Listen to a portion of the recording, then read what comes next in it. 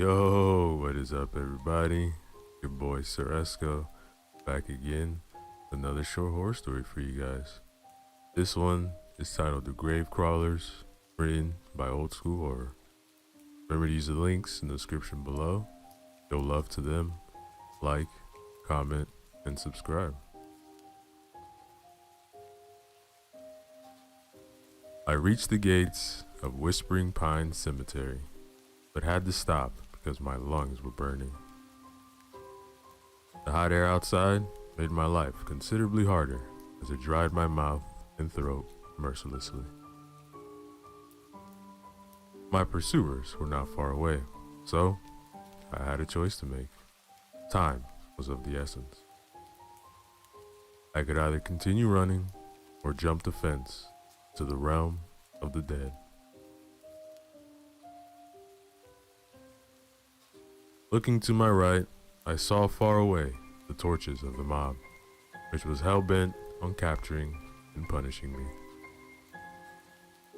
The thievery I had committed was out of the utmost necessity. I still hate myself to this day as I'm writing these pages for that unlawful act. But my punishment had been greater than that which any mob could have inflicted upon me. For what I've experienced that night exceeds the most hellish punishments or nightmares any mind could comprehend.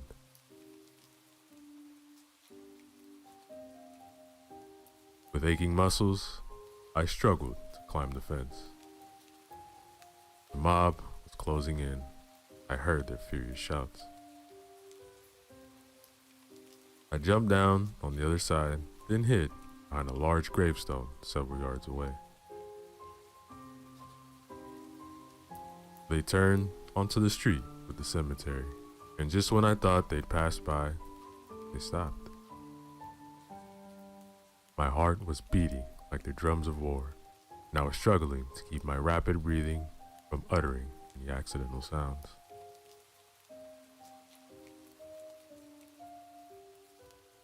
They were arguing outside the fence.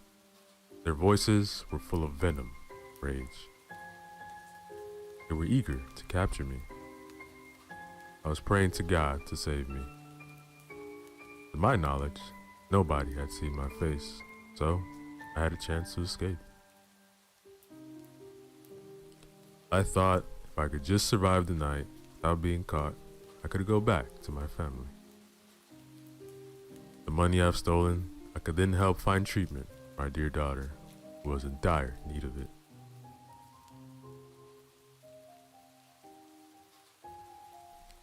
The arguing reached an end, and the mob decided to split up in order to increase their chances of finding me. I sighed in relief, thanked God for his mercy. Had they chosen to enter the cemetery, I would have had no chance. Now looking back, I know it was not mercy from God, rather a punishment for my grave sin.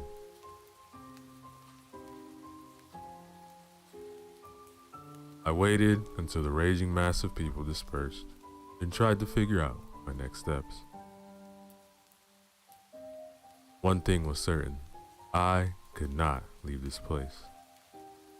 Not soon, that is. I was trapped in that garden of the dead with only ghosts for company. Or so I thought.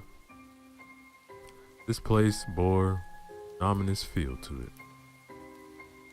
I sensed it after my heart and lungs calmed down. The smell of dried grass and dust accentuated the thirst I was feeling. Could have killed for a glass of cold water. Could even drink from a dirty puddle.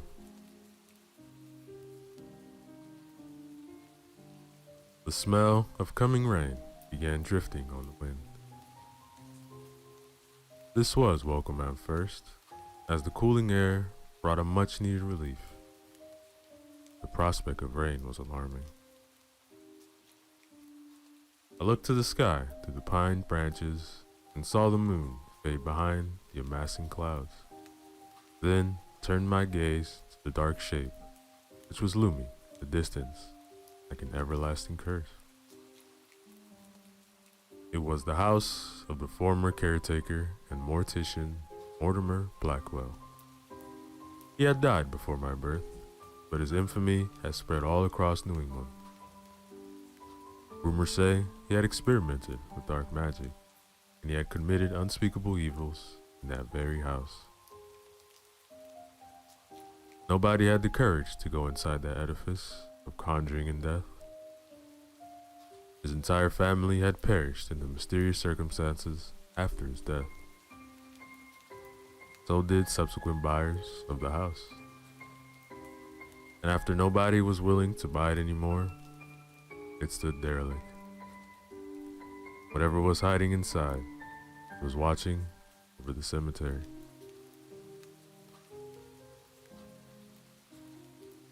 I shuddered as these thoughts ran through my mind. Then thunder rumbled nearby. The sky was full of mounting fury, ready to unleash upon the land. I had to find shelter. There was no other option but the accursed house. Outside, members of the mob still walking about relentlessly. I had a feeling that they tried to avoid this place. I mean, no sane soul in Harper's Ridge would enter it after nightfall.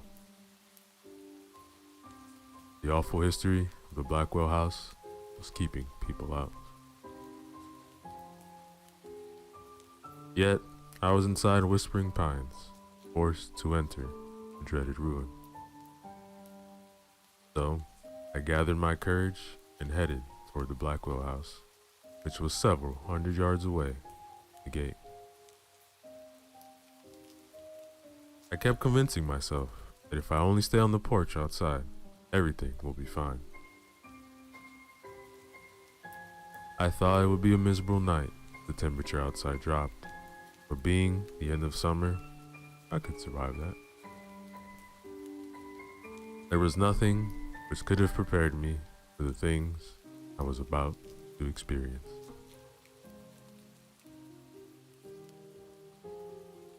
After a cautious walk among tombstones and pines, I reached the rotting corpse of the Blackwell house. The steps leading to the porch were made of stone, just like the stone of the graves in the cemetery. I hesitated to put my foot on the first step leading to this monument of Erebus, the primordial darkness. But as drops of rain began falling, I took the step with trembling feet.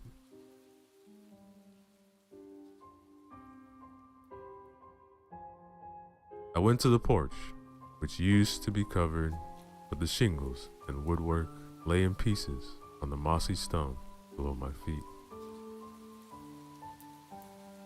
Maybe I will stay in the rain, I thought. The prospect of going inside became ever more frightening. I looked toward the front door, but I saw only darkness. The clouds above blocked almost all moonlight. Fortunately, I remembered I had a few matches in my pocket. As I was fumbling for them, I heard a branch snap from down between the graves. I stopped, listened. Then came something similar to an owl's hoot, but it was sickly. A sound I did not recognize. It was deep and distorted. I turned, but saw nothing. Then another strange hoot sounded, this time from another direction. This one was slightly different, but still definitely not made by an owl, nor any other nocturnal bird.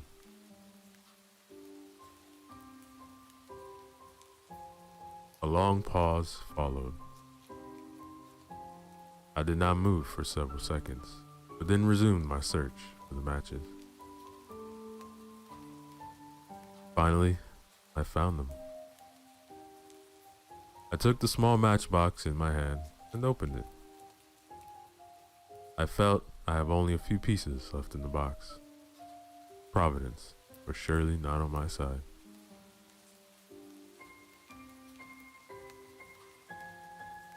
I lit one, then I recoiled in horror. 2 yards away, between the graves, I saw a figure move. A gasp escaped my mouth as I tried not to scream with fright. It was only a fleeting moment, but I undoubtedly saw a humanoid shape crawling on all fours, then disappearing in the shrubbery.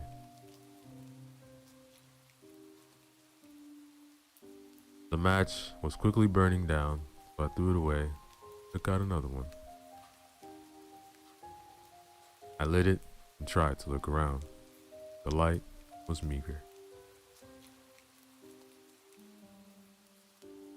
The fire was almost touching my finger when I pointed the match to the grave where I saw a figure hide.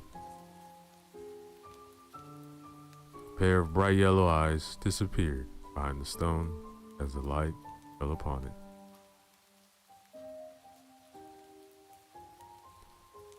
Something was lurking between the graves. There was no doubt in my mind about it. I was trying to convince myself that it was only an animal, but its movements were unlike that of any creature I knew. Match burned my finger, so I dropped it. Then I heard rustling. Something was coming from the direction of the grave.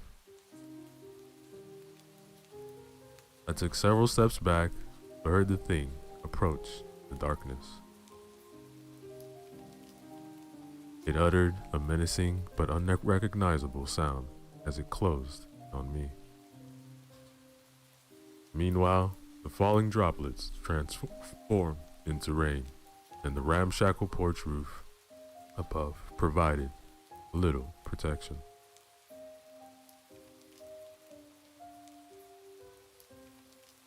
I dreaded the thought of entering the accursed house, but I dreaded more the creature a few steps in front of me. With a pounding heart, I turned and ran toward the blackness where the front door of the house was supposed to be. That thing bolted after me, but I reached the door just in time. My hand instinctively found the latch, and I opened it, stepped in, and closed it before the creature could catch me. I heard it pace around the door, sniffing, probing. Go away, damn you, I thought while I was gripping the latch with both hands. And finally, it retreated. I sighed, but I was in a worse situation than before.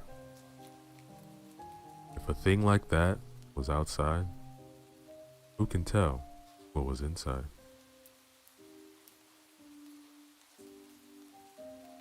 The smells drifting in the house were the most unnerving and peculiar.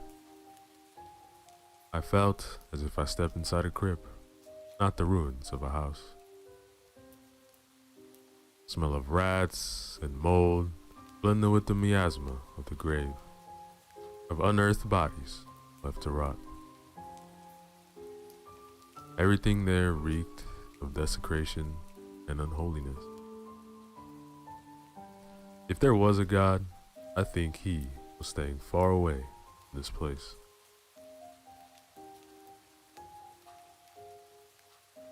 I held the door for some time, anticipating the creature's return, but it did not come back. I was suspecting its intent was to come in through a different entrance to surprise me. After it left, only silence remained. Faint skittering came my ears. First it startled me, but then I recognized the sound, that of rats moving around. I lit another match and looked around. Lots of debris lay about the house. A few feet away, I noticed a heap of old wood planks. I picked up a thin piece and held it beside the flame. It was dry, but caught fire where the match burned out. By the light of the meager flame, I searched the heap for the plank sturdy enough to prop the door with. To my relief, I found one. After propping the door, I turned with the intent of exploring my surroundings. It was not the prospect of discovery which was fueling me, but the assurance of security. I wanted to see if there was any immediate danger near me, or anything useful.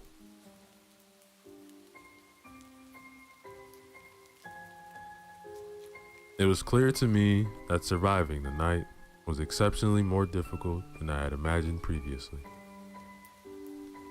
At least I was sure the mob was not coming after me there.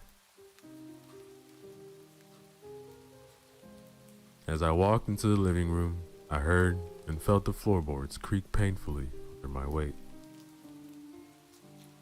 A thick layer of cobwebs and dust covered everything. Rat droppings everywhere. I noticed a large table in the living room, and my heart began pounding after seeing what was on it. An oil lamp enveloped in thick cobwebs lay upon top of it for who knows how long. I paced to the table, took the lamp, and in my hand, I felt right away there was still some oil in it. It was the most welcome find, just like a thirsty man finding water in the desert. Some unfortunate soul who had entered this God-forsaken place must have left it on the table a long time ago.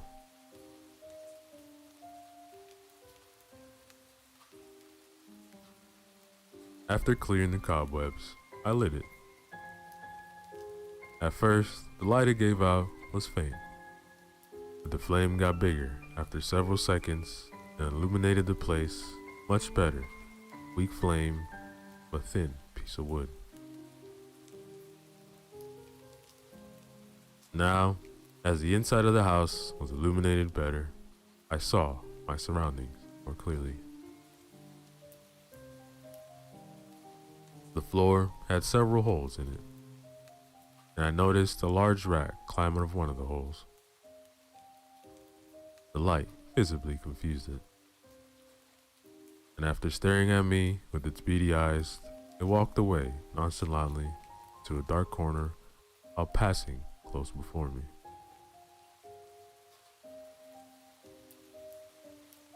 I turned and followed it with my gaze. Then I looked up after I saw it no more. I gasped when I saw the movement in the corner at a butt eye level. Something was moving there, or maybe my mind was playing tricks on me. Instinctively, I took a step back towards the middle of the living room. The boards below my feet squeaked, but I didn't pay much attention. My eyes were fixed upon the shifting, undulating darkness. Then, to my utmost horror, it came out of the corner and began floating toward me. There was no doubt in me anymore. A haunting presence was there with me.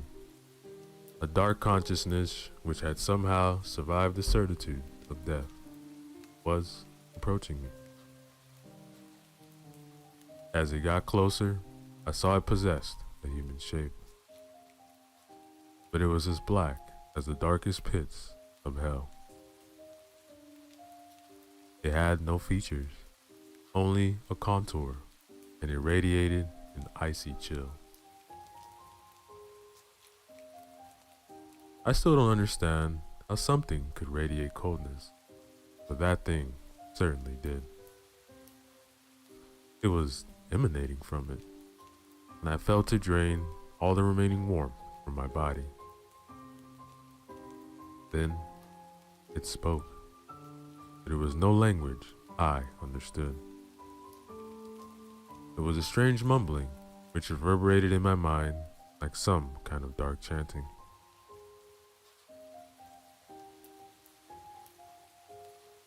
I took several steps back while my skin was crawling from the icy touch of fear. Then, on my last step, I heard a crack, and I was falling backward into the abyss. I screamed, of course, as the fall came as a surprise. I instinctively clutched the oil lamp close to my body to avoid breaking it. The last thing I wanted to do was set myself alight. I was expecting to hurt myself, but to my surprise, I felt on something regularly soft. The smell which hit me was atrocious. It was like being locked in a coffin with a rotting corpse for company. Then I looked around and saw what was below me on the basement floor. A pile of bodies in various stages of decomposition, with rats crawling all over them. I threw up right then and there, then scrambled to get up and move as far away from the horrible pile as possible. My incredible luck, the lamp was still burning. I was clutching it like a mother clutch her dear newborn child. I searched for the humanoid darkness which caused me to fall to this mass tomb, but I did not see it. The basement was littered with all kinds of waste. Close to the pile of bodies, I noticed a broken wood planks which had once been coffins. Then I heard rustling from near one of the walls. I looked towards the source in the sound and saw a large hole in the brick wall. Then I saw another few yards away. Rustling became louder. It was as if something were crawling through one of these holes. Then I remembered the strange creature which attacked me outside. I was expecting it to come through one of these holes to resume its attack, so I looked for a way to escape. I saw the remnants of a staircase, which was once leading to the floor above, but its lower part was lying in a pile below it.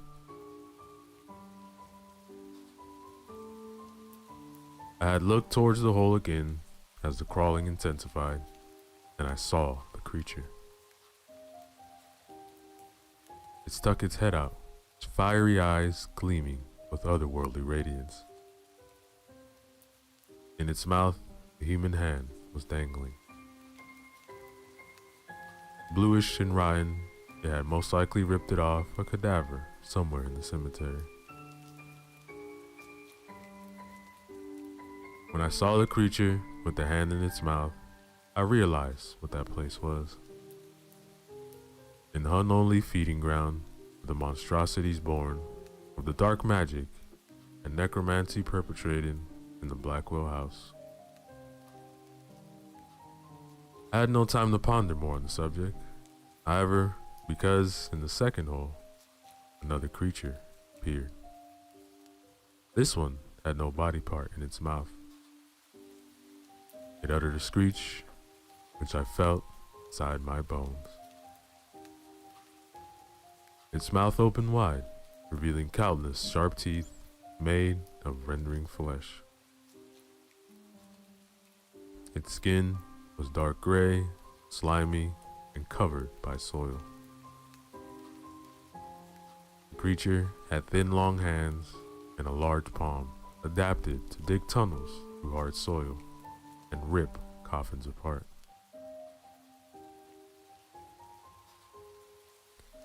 My eyes darted around, searching for a way to escape. Both creatures jumped out of the holes, and the first one dropped a hand from its mouth. It fell to the floor with a soggy thud. More creatures followed the first two.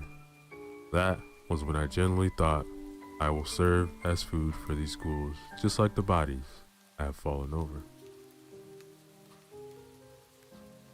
As I was retreating, I turned my head and saw a small opening on the opposite wall. It was a small basement window. I knew right away I had to try it. It was my last and only chance, but with the beast closing in, I doubted I would get out. They approached, trying to encircle me while more came from the holes in the wall. A larger one came through, and when it saw me, it growled menacingly, then jumped into the pile of bodies. Saliva was dripping from its mouth. It must have been their leader. That was when I bolted toward the window. The beast growled and ran after me. I reached the opening with a few steps, but I felt them close. I smashed the lamp into the ground behind me, and the oil spilled and caught fire, blinding the nocturnal creatures for a few seconds. I jumped and grabbed the edge of the opening and pulled myself up.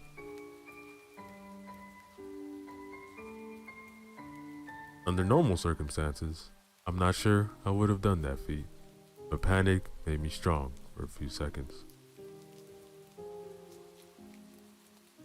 I almost dragged both my feet up when I felt claws dig into my flesh.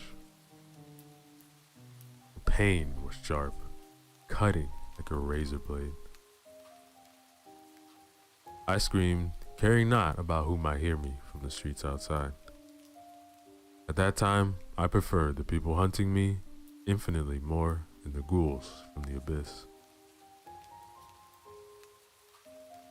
The creature was dragging me down, its claws sunk into my flesh like hooks. I clawed at the stone, trying to overcome the pulling force, but then felt the beast clawing itself up my body. I shrieked as I felt the claws dig into my buttocks and lower back. Then, involuntarily, I struck the window pane, which was already cracked. It broke into several pieces, and I grabbed one shard with my right hand. As the creature made his way up, I stabbed backward behind my ear. It screamed as the shard sunk most likely into its eye. I felt a cold, vicious fluid cover the right side of my face and neck. It reeked of the grave. The monster fell backward, and I no longer felt its weight dragging me down. I then quickly grabbed the rim where the window pane used to be and pulled with all my might.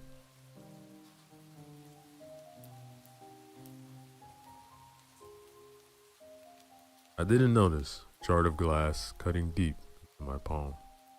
All I wanted was to get out by any means necessary. I did, but it was not over. I saw the shape of another creature in the opening. Rain fell on me mercilessly, but I did not care. It washed away the putrescent gore, which struck to me when I fell onto the pile in the foul blood of the monster I'd stabbed. In the basement, the fire caused by the broken lamp was already fading. By its dying light, I saw several hideous heads pop up behind the creature, which was already crawling outside. Having no weapons or anything which I could use to defend myself against, I ran towards the cemetery's edge. I heard them behind me as they gave chase. The last moment, I changed directions with a sudden move. This made one of them crash into a gravestone, which shattered. So I ran, changing directions several times. My body was screaming for me to stop. My lungs were at the end of their capacity, and my heart was bursting out of my chest. Fortunately, I reached the fence. I jumped on it, and in a few moves, I was already on the other side. There was no time to be careful, so I fell on my side in a large puddle of fresh rainwater and gasped desperately for air as my chest was exploding from the effort.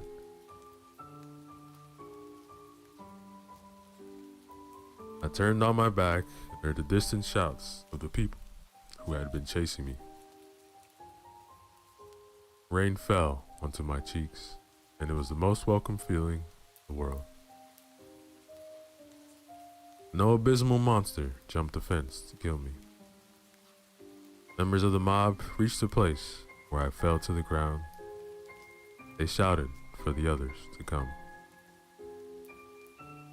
But then silence came upon them. I sat up and looked between the iron bars toward the darkness of the cemetery. The men screamed in fear, abandoned all prospects of capturing me, then ran in all directions. There, the crepuscular domain of the dead, countless grotesque figures were watching with burning hatred and hunger in their long, dead eyes. But whatever ancient curse that awakened them, it also forbade them to step beyond the boundary of their domain. One by one, they faded back into the shadows. They retreated to the house of death, where the frigid ghost, Mortimer Blackwell, was still watching over his children. That, ladies and gentlemen, is the end of our story.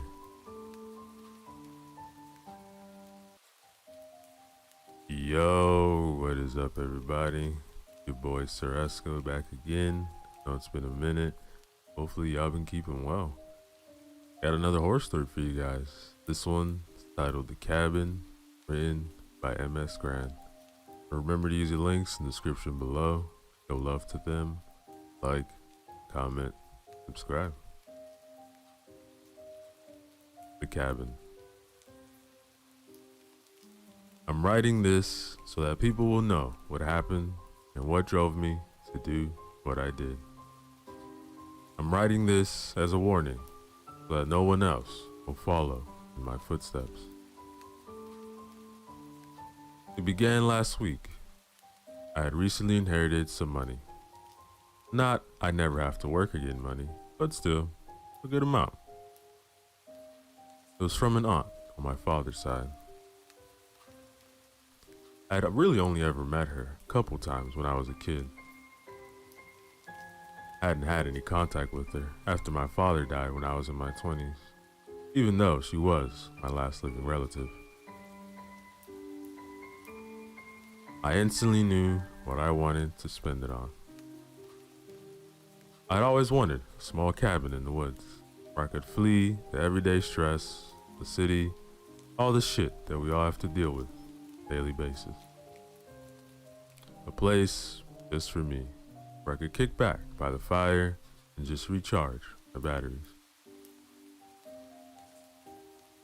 I wouldn't say that I'm an introvert. I just enjoy my own company more than spending time with others. That's all. So, a couple weeks ago, I'm browsing on the internet for cabins not too far away from where I live. My curiosity was piqued by an ad of one of all the websites with houses for sale. A small one-story cabin suited right by a medium-large lake in the middle of the woods. Not another house for miles in any direction, and only about a 2-hour drive from my home. Looked exactly like the cabin I've always wanted in my mind whenever I've been daydreaming about having my own place like that.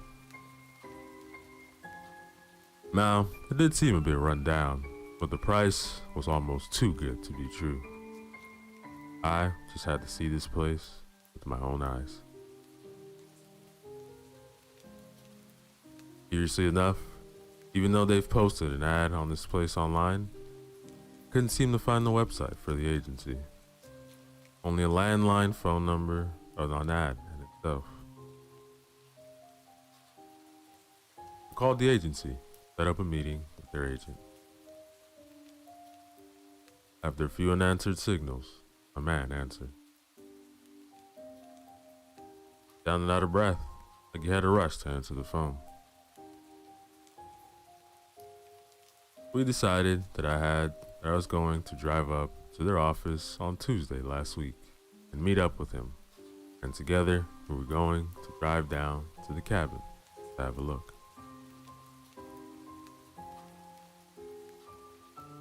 So, come Tuesday, I'm super excited all day and feeling good about this place. 2 minutes after I got off work, I'm in my car, typing in the address to the agency, my GPS. Off I go. The office was located in a small town not too far from the cabin. About 30 minutes by car. The town itself was your typical small community with small shops and stores that looked like they had been owned by the same family for generations. A small church, kids playing in their yards with the fallen autumn leaves. Seemed to be quite a peaceful place to live. Typical everybody knows everybody place. The not so gentle GPS voice abruptly advised me that I was coming up to my destination in a couple minutes. I took a turn and saw the sign for the agency, the other side of the street. I turned my car around at the next intersection, and when I came up to the place, a man was standing outside with a briefcase, constantly checking his watch, clearly waiting for someone to arrive. I parked my car, got out to go over to the agency when the man looked over my way. "Yeah, you're here for the cabin, right?" "Cabin by the lake?" Yes, I am." "All right, well, let's get going." He got into his car that was parked down the street and asked me to follow him in my car.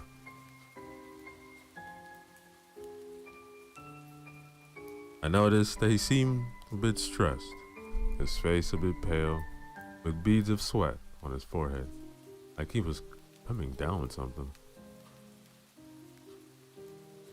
Anyway, we drove out to a small town and was soon driving on twisting and turning small roads to the woods.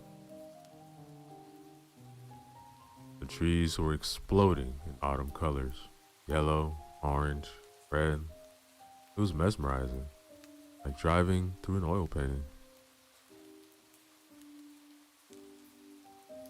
After driving for about 45 minutes in this gorgeous scenery, the agent's car took a sharp turn down a small dirt road.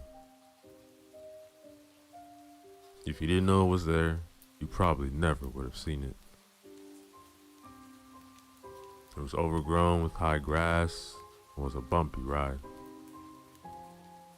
Luckily, we only had to drive down it for about 10 minutes. Then, I saw it. The cabin. It was, from what I could see, all what I hoped for, and more. I couldn't wait to go inside and check it out. I was so excited.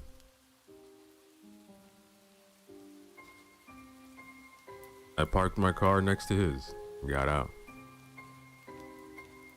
So, here we are. Indeed. God, what a beautiful place, I whispered to myself while looking around. The cabin was just like in the ad. A small, dark wooden house right next to the lake. The lake itself looked a lot bigger than it did in the small photos that I'd seen. The surroundings were all forest. Everywhere you looked, all you saw were giant, ancient, majestic trees reaching for the skies, now full color. The ground was covered with the fallen leaves, some dancing around in circles, and the mild winds blowing. You could really smell the fall air. Soon it would be winter, and I could only imagine how beautiful this place would look, covered in snow.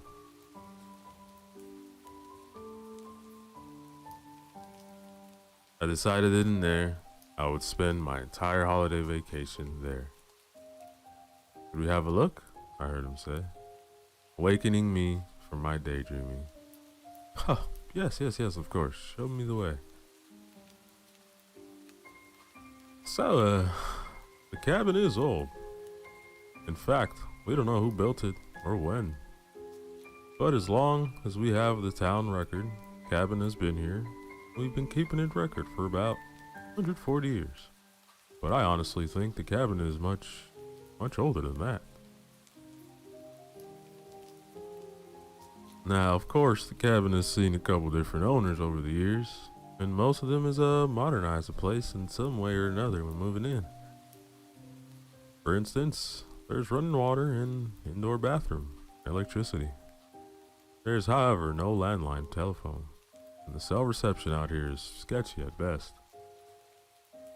No worries. My plan is to come out here and get away from all this anyway. So that actually just good. Gives me another reason not to check my emails every 5 minutes.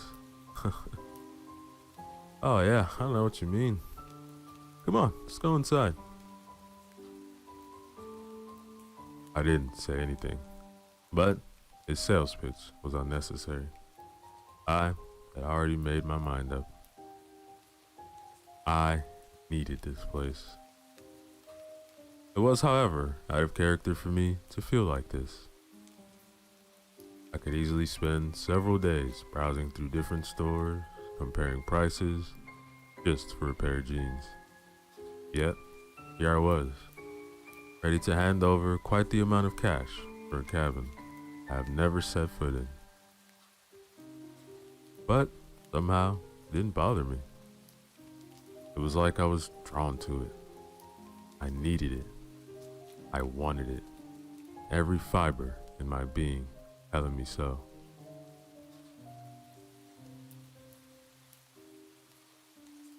The front door opened straight into a large living room.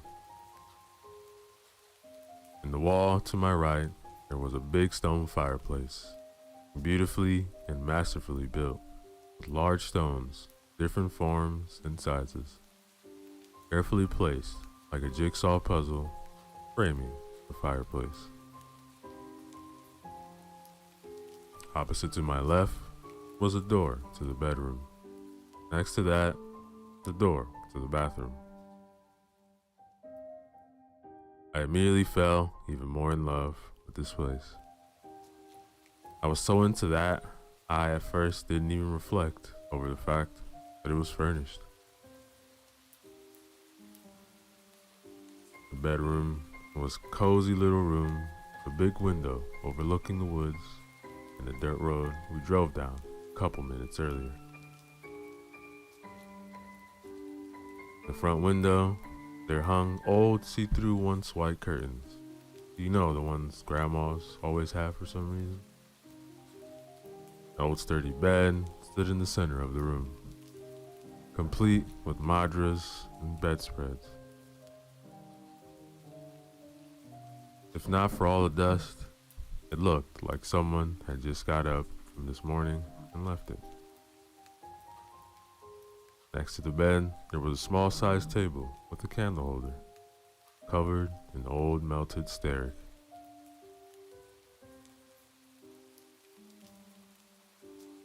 The bathroom was a small place, with just the things you needed: a shower, a toilet, and a sink.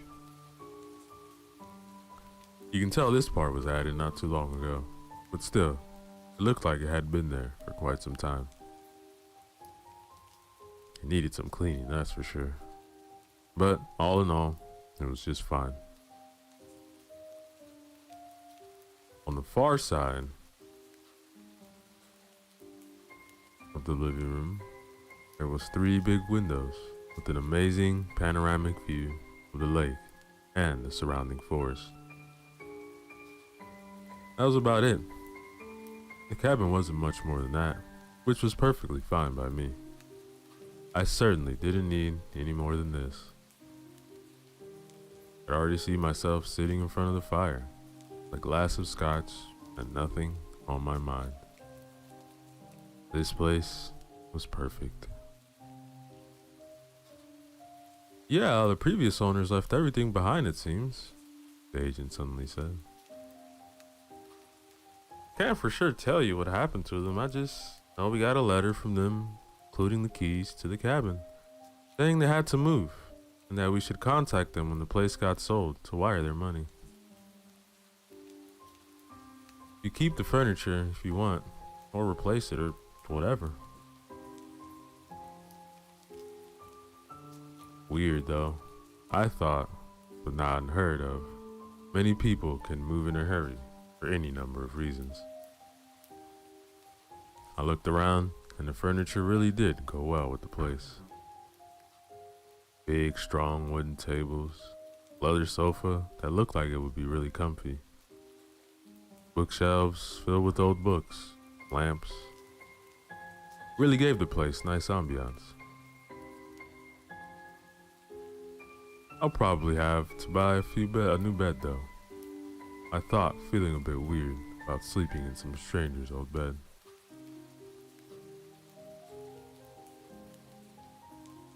I went over to the big windows to take a little look over the amazing view. The last rays of the sun gently kissing the lake and the woods.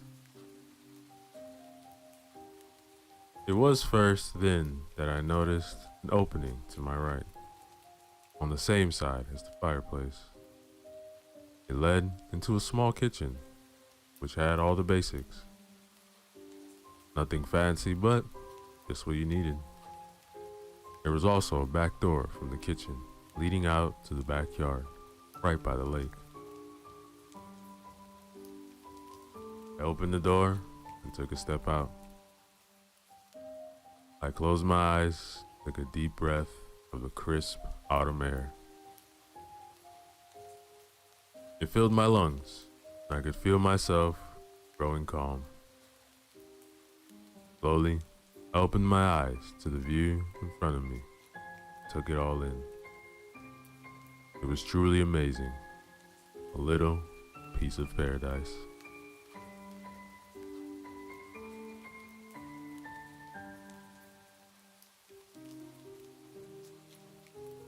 I drew another lung-filling breath where I stepped back inside, closed the door behind me.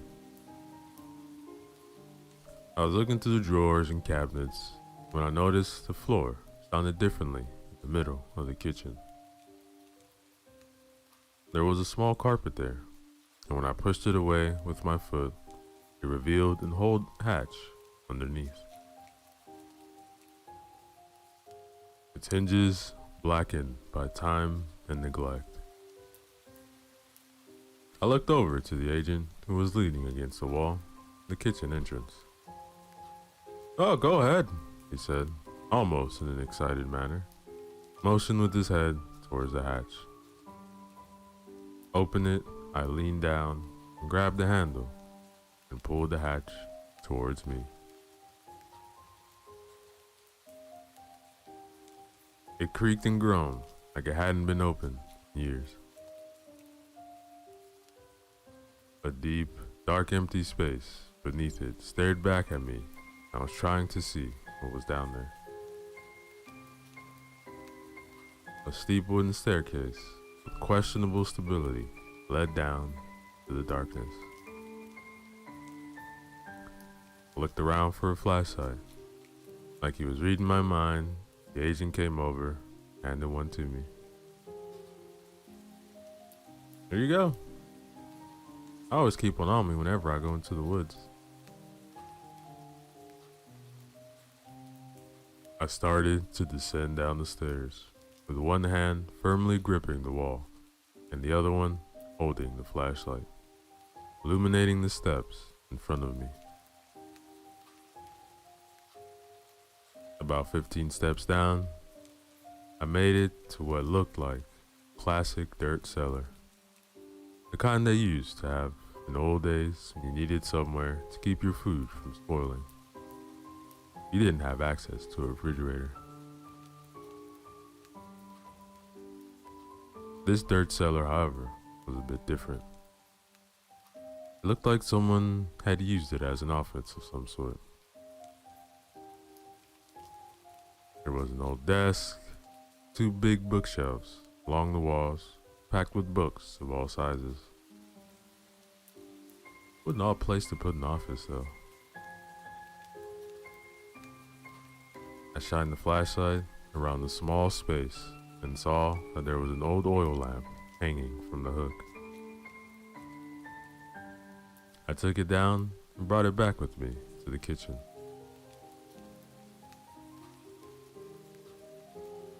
I gotta say, I really love this place. But I gotta ask, why the cheap price? Well, to be honest, we've had this place on the market for quite some time now, without any luck.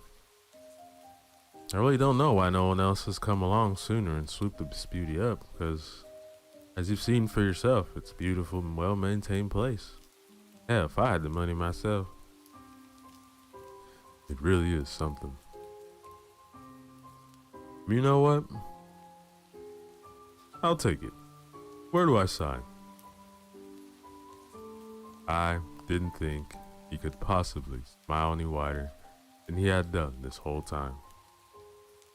But when I said I wanted to buy the place, I swear I thought his face would crack from how wide his smile was.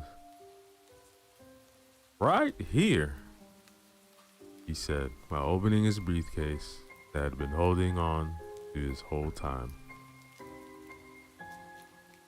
Tossed it on the kitchen counter and opened the clasps on either side, pulled out a stack of papers.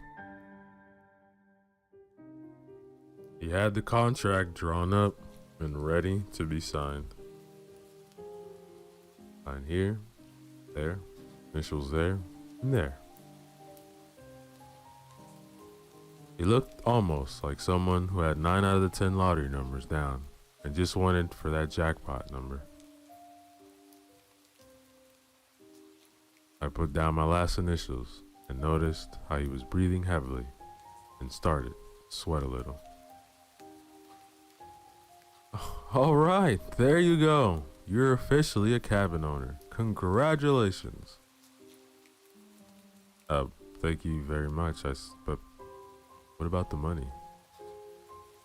Oh, there's an account number in there somewhere. Just wire the money when you can. I trust you. Okay. Yeah, I'll do that as soon as I have access to the internet again. Perfect. Well, I've got to go. I have a long drive home and it really gets dark out here. Yeah, me as well. You mean you're not staying here tonight? Oh, no. I have work tomorrow. I need to get some stuff from home before I can stay the night here. I'll probably drive up this weekend to get settled. Oh, I see. He looked almost disappointed. Alright, well, drive safe and don't hesitate to call if you need anything. And with that, he was out the door, and within minutes, driving up the dirt road again.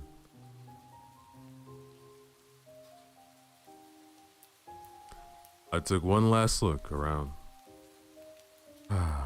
My cabin, I thought. My own cabin. I let out a slight laugh. I couldn't believe it. The sun was just about to disappear behind the trees on the far side of the lake, making the water look almost entirely like it was ablaze. The thick mist was slowly rolling out of the waters, and even though I was inside, I could feel the coldness out there. I turned to leave, when in the distance, I swear I could hear a faint giggle. I stopped in my tracks and listened. Nothing. Must be the house, I thought. Wooden houses make all kinds of weird noises when temperature changes. I shook it off and went out through the front door, locked up, and walked over to my car to drive home. The leaves rustling and crunching beneath my feet.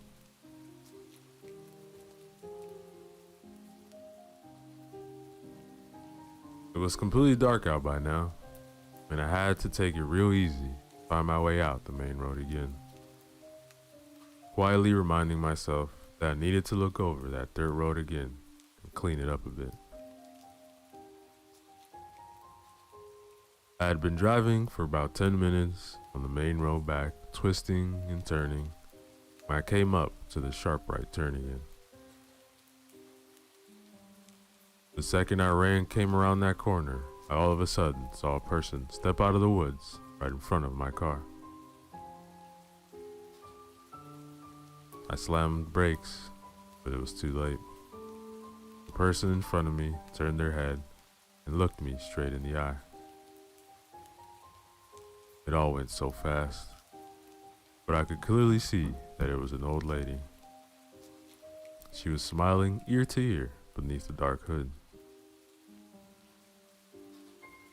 I closed my eyes and prepared for the inevitable impact, but it never came. The car came to a screaming halt, and I slowly opened my eyes again, my heart beating like crazy. I was breathing so hard, I almost passed out before I could calm myself down. I looked all around me, but couldn't see anything or anyone outside. I loosened my seatbelt and got out of the car to see where the old lady had gone. Oh my God, is she under the car? There was no one. Nothing. I was sure she had been there just seconds ago. I could still see her old creepy face in front of me. Had I fallen asleep? I turned my warning signals on and walked back the way I had came. There were no signs of anyone. I could see where the black tires on the pavement and the smell of burnt rubber mixed in with the smells of the forest.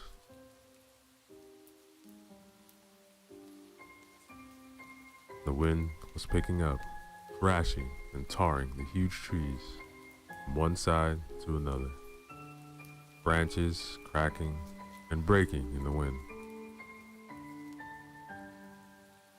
In the distance, I heard a lone owl howl. After looking around for a while, I, without finding any evidence for an old lady, or any other person for that matter, got back into my car, drove all the way home. The rest of the way being uneventful.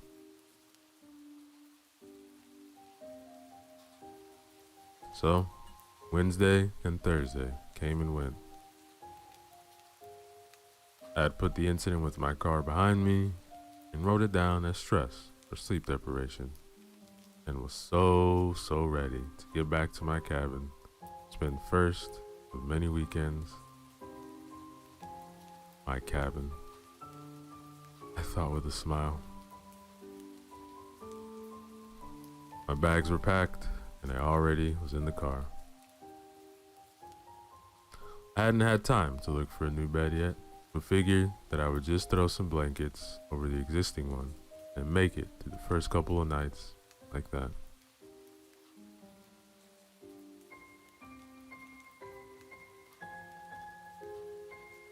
I sat in my office, counted down the minutes while staring out the window.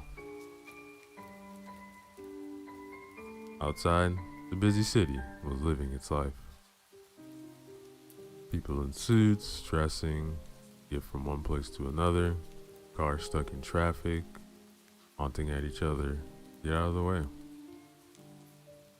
Buildings of all sizes packed tight together, blocking out the last few hours of the afternoon sun, casting shadows on the streets, stopping the fresh air from freely flowing, whilst containing all the foul stench of the city within their broad, tall walls, looming above all. I absolutely couldn't stand it there. I felt claustrophobic among all this. I needed to get back out there, to the cabin. I closed my eyes while listening to the clock on the wall, slowly counting down in seconds.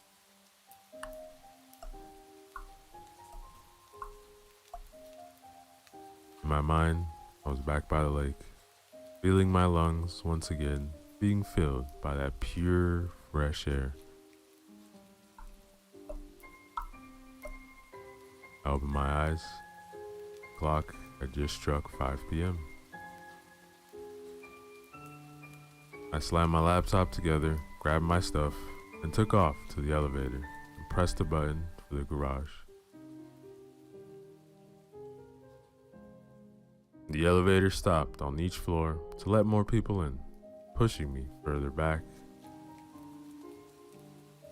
I could feel the panic of this containment creep closer, my pulse beating faster and faster. I stood in the corner at the back of the elevator when the doors opened once again. I couldn't see much from my position.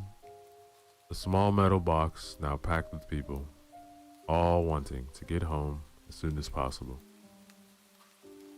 But for a split second, one of the mirrors of the wall, I thought I saw a familiar face step into the elevator. I tried to look past all the suits, all the trench coats in front of me, and that's when I saw her. One quick glimpse was all I got, but I saw her. The only one not facing the doors, but staring me straight in the eye. There she stood, the old woman that I thought I had ran over the other day, smiling. I only saw her for a split second, and when the doors finally opened again and people started to exit, she was gone.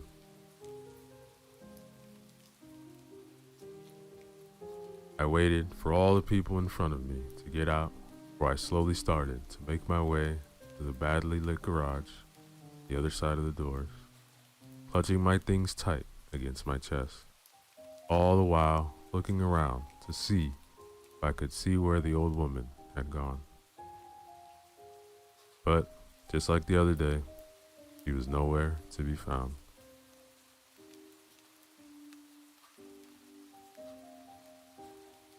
I finally got to the car, sat down, and closed the door behind me. I took a deep breath. You're imagining things. Come on. Another breath, I slapped myself to return to reality. And then finally, I was on my way. I got up to the cabin around 7 p.m. The sun was in vain struggling to illuminate on the oncoming night sky. The trees looked just as beautiful as a couple days ago. Majestic, beautiful, huge. I wondered how old they could be, how long they had stood there, dancing in the wind, their roots digging deeper and deeper to the soil for each coming year. What secrets do they keep? What have they seen during their time?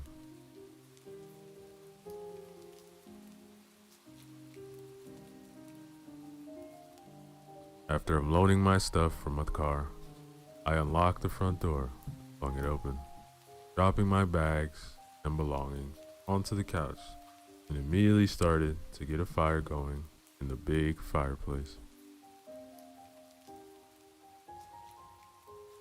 The soothing sound of the wood starting to crackle, catch on fire, soon filled the small living room, along with the calming smell of a warm fire. I went out into the kitchen and brewed a big mug of strong black coffee. I took the mug into the living room and started to look a bit more closely on the stuff the previous owners had left behind. There were some real nice things here. An old 50s radio, the ones that took up half the room, a typewriter, all set up to be used with an old wrinkled paper still struck into it. Some figurines, random knickknacks.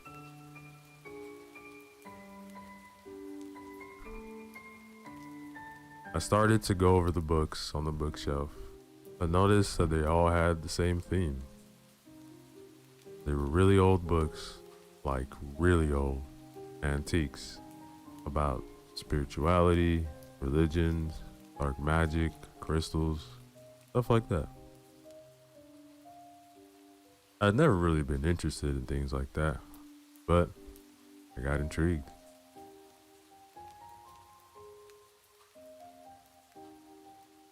I pulled one of the books out and sat down on the couch, skimming through it while sipping my coffee and listening to the fire, now at full blaze, spreading its warmth around the cabin.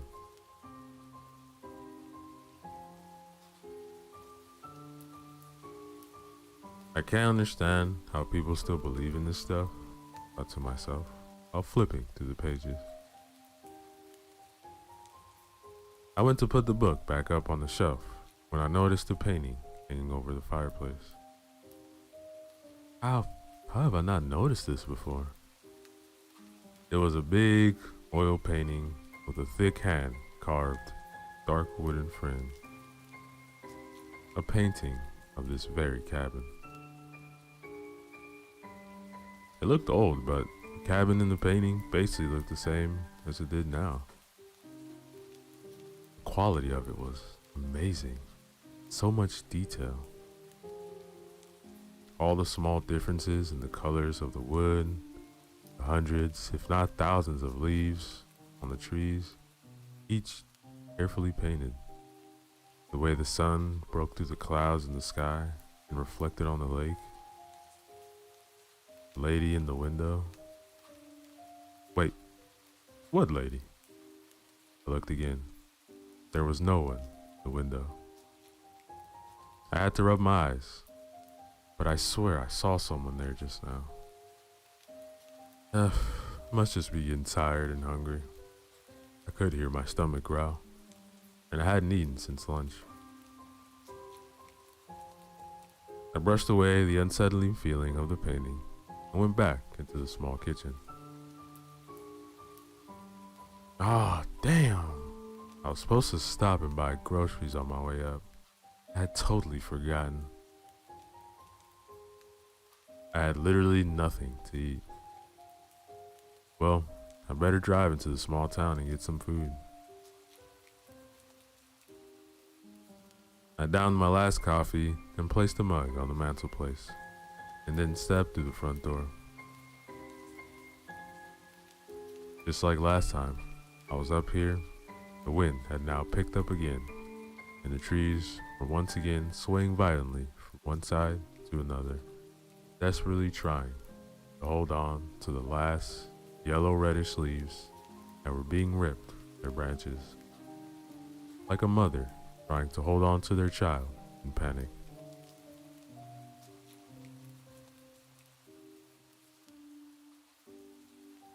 I got out to my car and started to drive away when I took a quick look in my rearview mirror and saw the exact spot that the painter must have stood while creating a painting above the fireplace.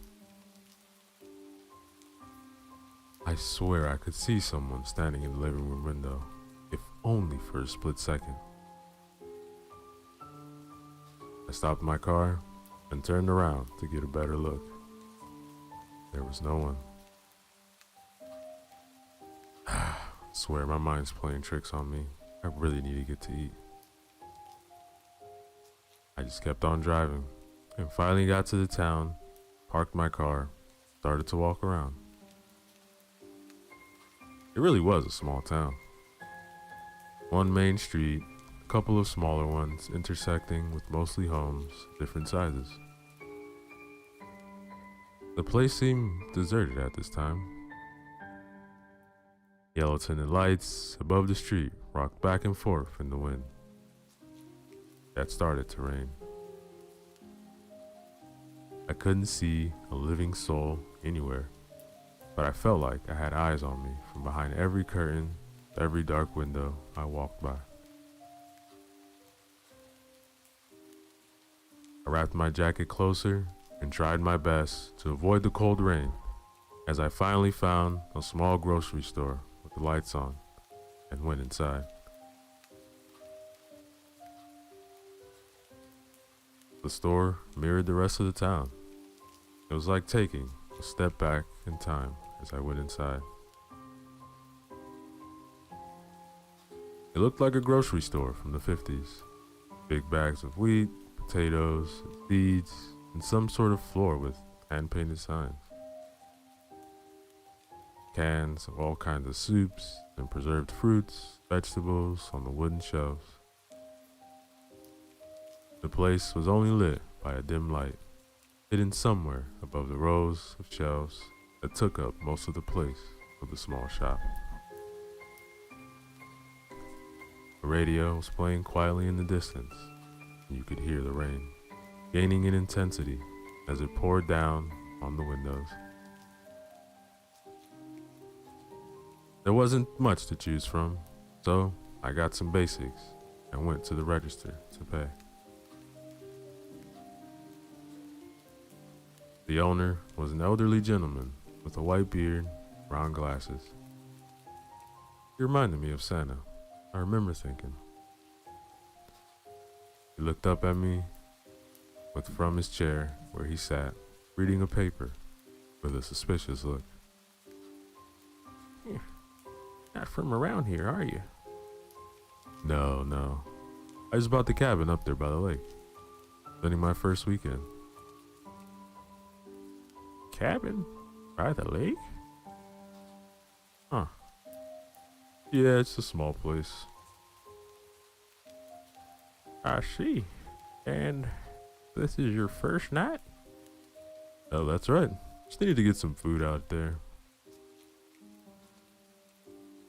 Mister, if I were you, I would get in my car and drive back wherever you came from. I just looked at him, dumbfounded.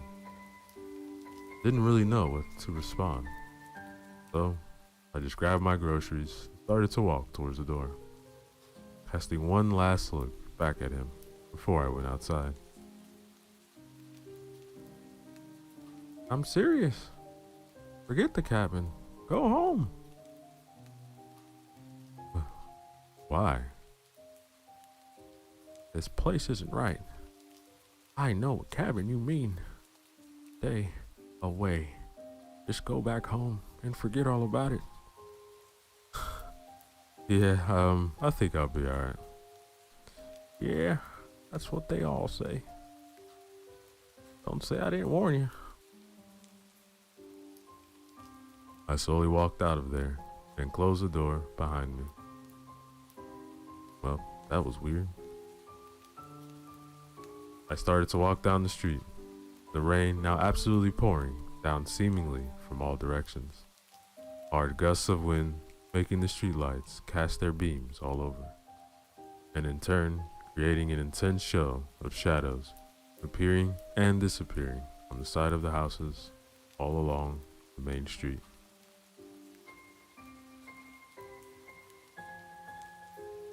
I realized I was close to the agency, where I had met the agent on Tuesday.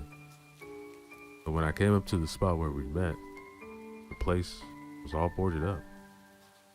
And oddly enough, it looked like it had been like that for some time.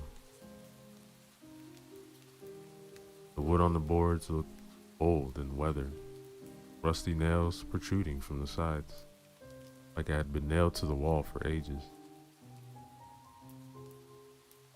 There was no sign of having any kind of business for years, let alone 3 days before.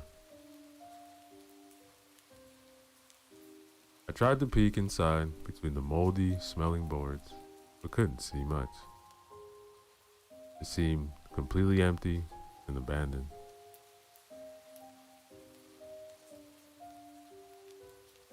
The growling sounds came from my stomach, brought me back to my senses. I hurried back to my car, realizing I was now completely drenched by the rain, freezing to the bones. Oh man, I couldn't wait to change into some dry clothes and sit down right in front of that warm fire back at the cabin.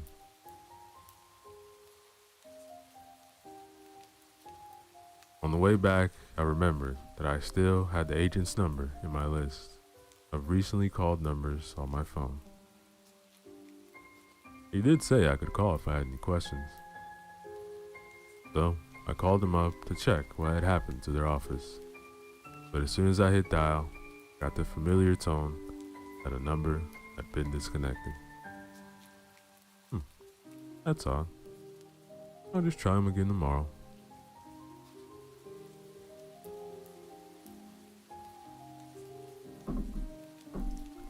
The whole drive back, I couldn't shake the comments from the old man at the grocery store. He really sounded like he meant what he said. He sounded almost scared for my well-being, like he knew something I didn't. Should I go back and talk to him? And what did he mean by, that's what they all say? Ooh. So, I decided I would speak with him next time I go into town. As far as I was hungry, wet, and tired, I am not going to turn this car around now.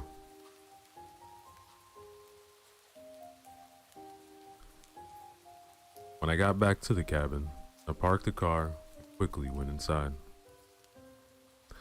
So hungry, I was about to pass out. So, I went into the kitchen, found the saucepan. It didn't look too nasty.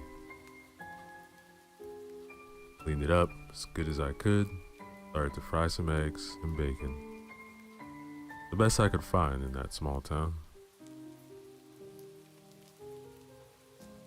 I noticed that the old oil lamp on the kitchen table that I had recently brought from the dirt cellar. I wonder if the old owners had left any lamp oil laying around, and I started to look. After moving some stuff, I found a bottle with some fluid left and filled it up and lit it. It really gave a cozy light and a nice smell. I left it on the kitchen table while finishing making my late dinner.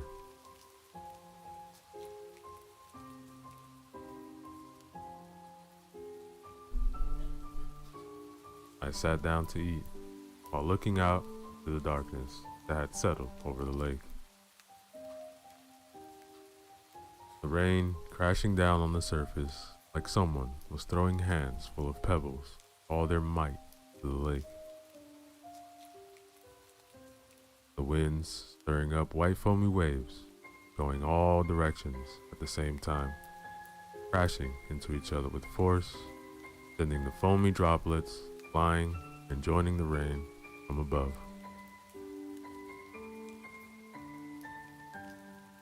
The cabin was moaning and creaking in the wind, and the rain was hitting the windows so hard I almost started to worry it could break the thin glass panes by the sheer impact.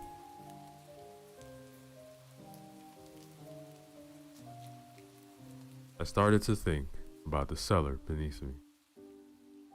It really was a strange place to have an office. No windows, cold, dark.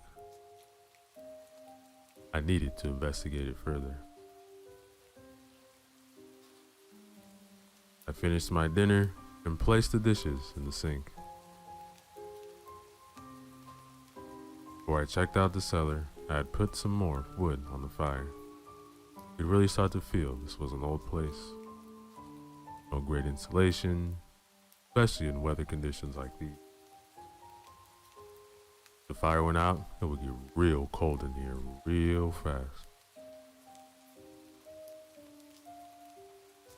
I went out into the living room, and the fire was almost out already. Red embers glowing.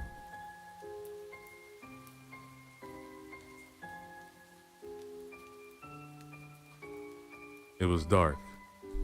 In the window by the front door, the same window that you could see the painting over, was an old ugly lamp with a dark orange lampshade. I went over and turned it on. It flicked a bit, but it lit up after a while. It didn't do much to illuminate the room though. It seemed its light only reached as far as the window and back, turning that small part of the room sickeningly orange. I went over to the fireplace and found two big logs. I went over next to it, turned it on. These would do fine.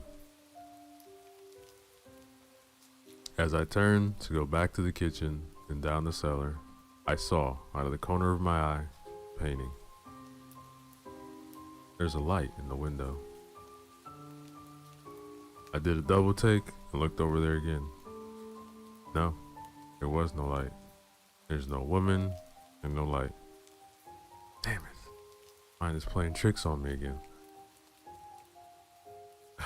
Must be all this fresh air or internet absent or something.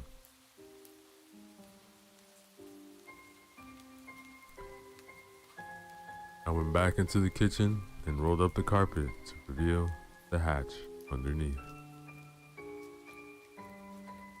I grabbed the handle and pulled it open again. This time though, I didn't have the agent's flashlight to guide me. I had to take the oil lamp with me.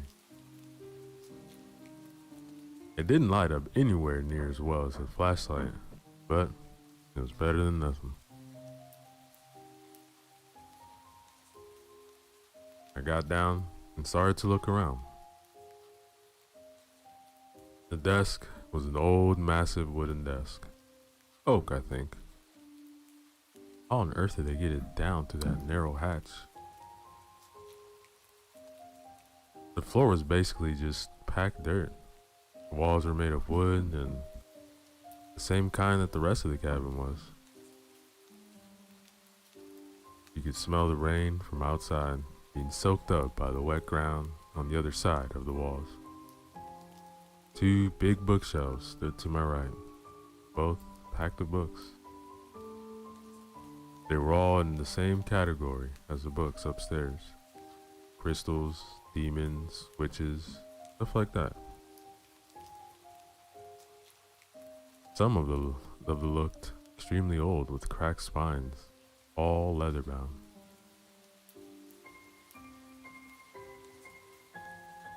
There was a faded image of a mountaintop in the foreground with what looked like a fire behind it. I flipped through the pages, but it was written in foreign language that I couldn't understand. It looked like nothing I had ever seen before.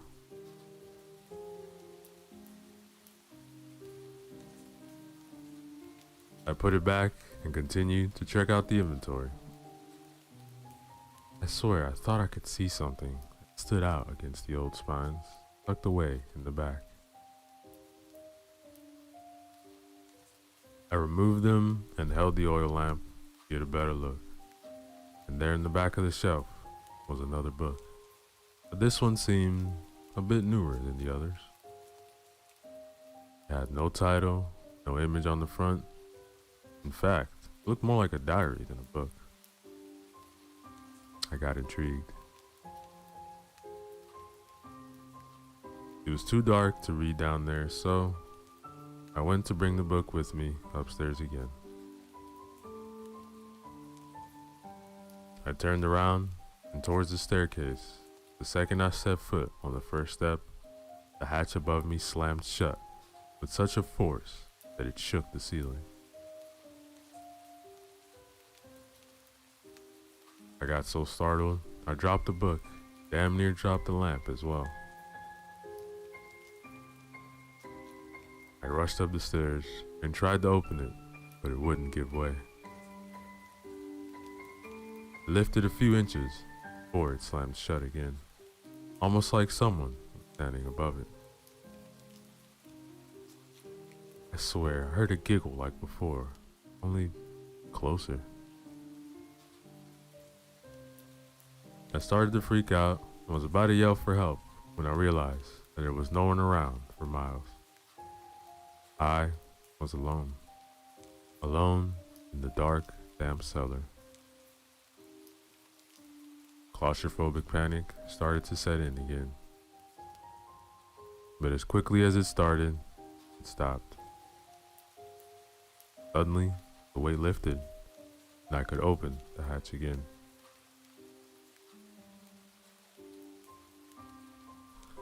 I flung it open and quickly went down to get the book back up from the floor and rushed back up the stairs again, where I just threw myself on the kitchen floor and laid there, breathing for a while, wondering what the hell just happened.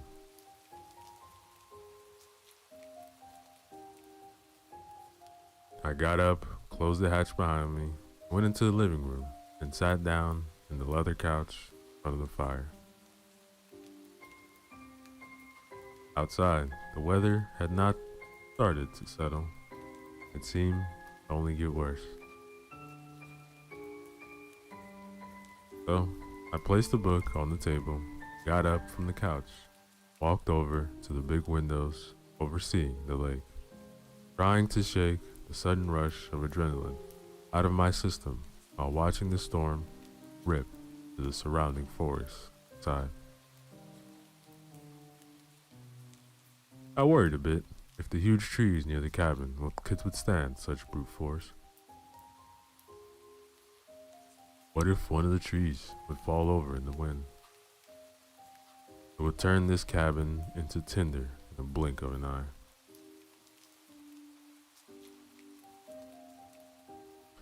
Alcohol. I need alcohol, and thought and remembered that I had packed a bottle of scotch in one of my bags. I got it out and found the glass in the kitchen. I poured myself a real generous drink and went back to the couch, took one big sip. Was it all in my head? Was I imagining? Was I freaking myself out with all these incidents? The old lady, the painting, the agency being boarded up, the man from the grocery store in his warning, the hatch, all these weird books. I took another sip, then turned to the diary. I opened it up and read the first of the sentences. I'm writing this so that people will know what happened and what drove me to do what I did. I'm writing this as a warning so that no one else would follow in my footsteps. But if you are reading this, chances are it's already too late for you. If you have come so far as to have found the cellar and the diary, then you have probably already signed the contract. If you have signed the contract, it's too late. You have already given yourself to her. You probably already know who I mean. You've seen her out the corner of your eye, maybe in the cabin, maybe in the woods, Maybe even in the goddamn painting over the fireplace. That damn painting is cursed. I threw it in the fire one day, only to find it back on the wall the next day. And that, just the start.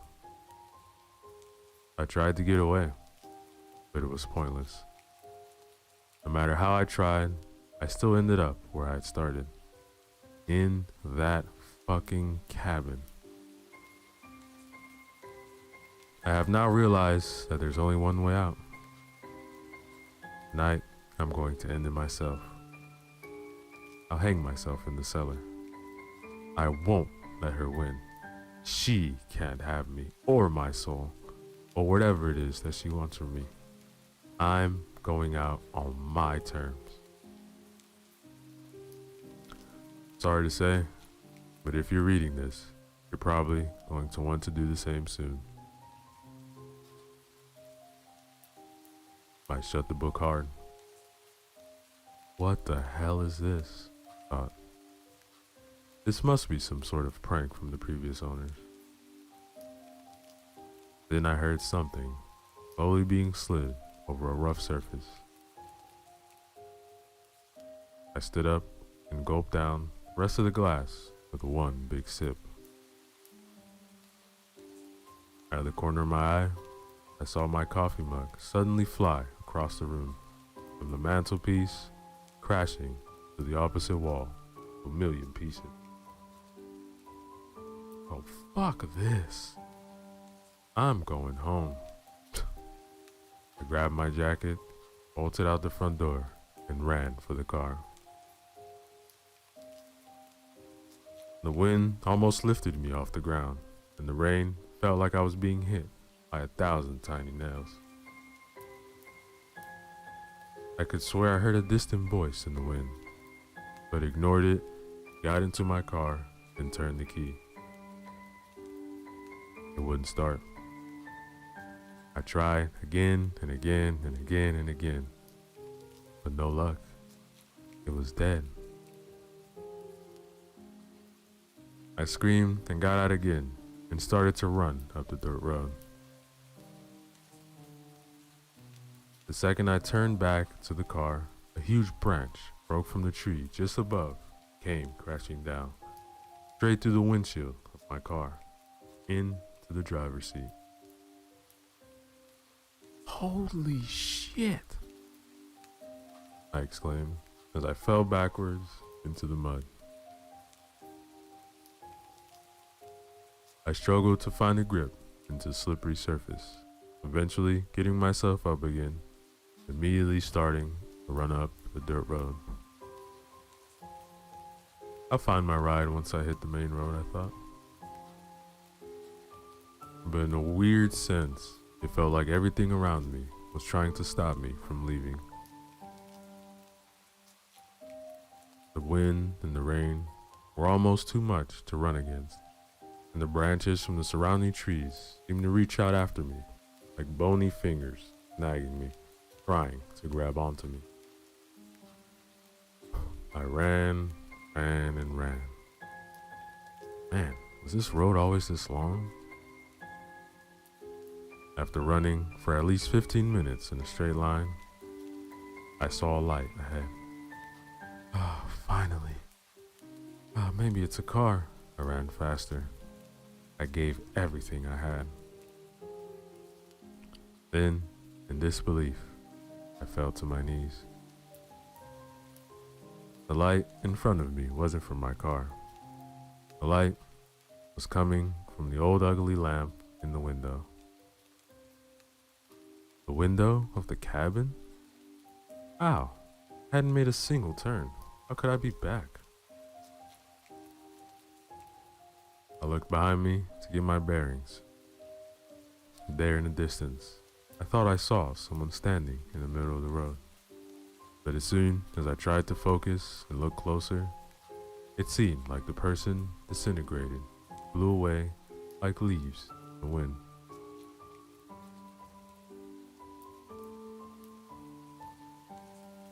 I got up and ran back to the cabin.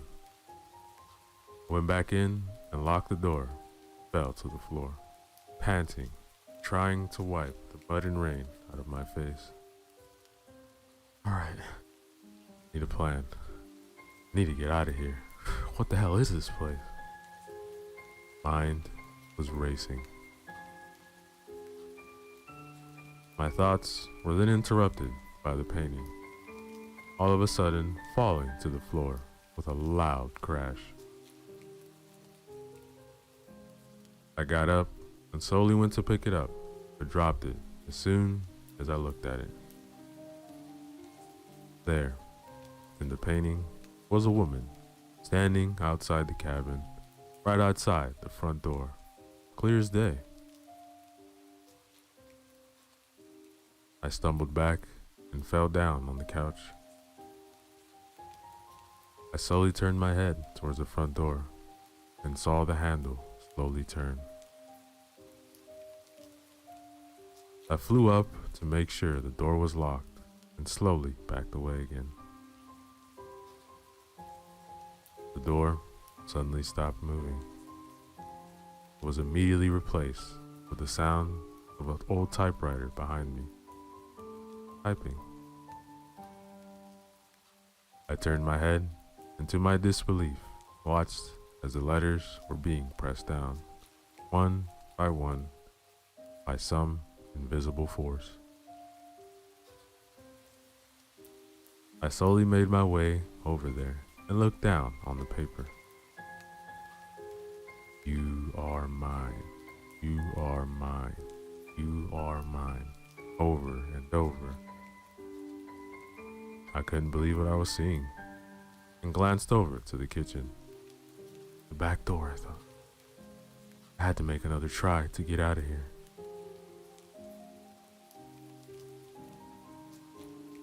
I took off into the kitchen and out the door. Once again, I slid down into the mud and got myself back up again and took off my left into the woods alongside the shore of the lake. There's bound to be a house somewhere along the shore. I tripped and fell, got branches in my face or my jacket. I didn't care. I was not going to stop. After about 20 minutes, I saw a clearing up to my left. It looked like a camping spot. Maybe there's someone there that can help me?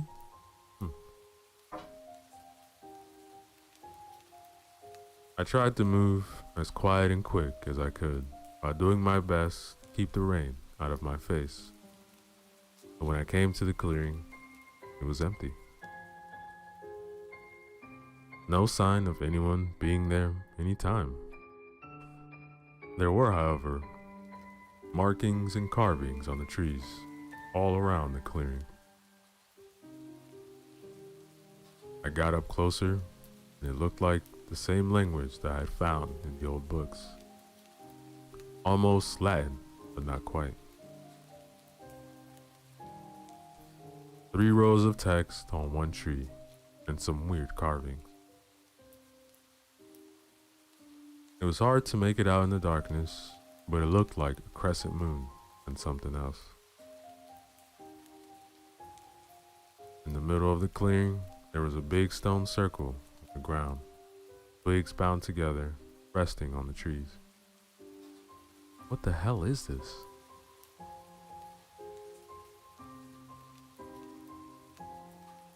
I went back down to the shore and moved on in the same direction that I had been going before. More than once, tripping over fallen branches and stones, almost falling to the damn lake itself. I looked back out over the water, and I could still clearly see the cabin way back there. It looked perfectly peaceful from here, but I knew better by now. I turned my head to move on and got the wind completely knocked out of me. There, right in front of me, it stood. The goddamn cabin. I looked back behind me again, and a mist lay over the lake, blocking the view. Other than that, nothing but woods.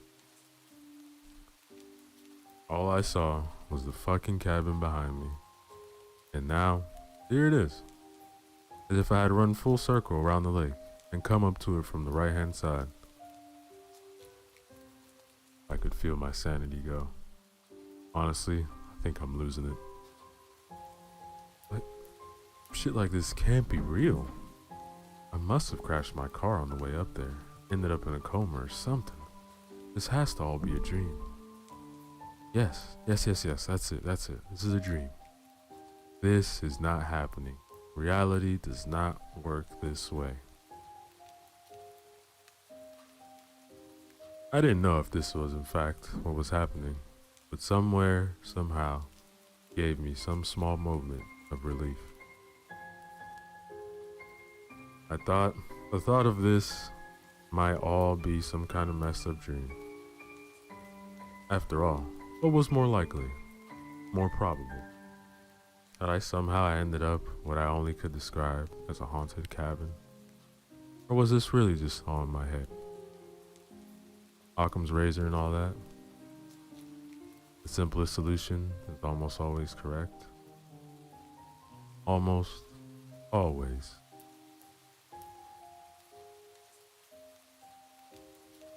I had no choice to go back into the cabin for a second time since the world turned absolute. I was so cold. My teeth hammering against each other like a jackhammer trying to reach the center of the earth.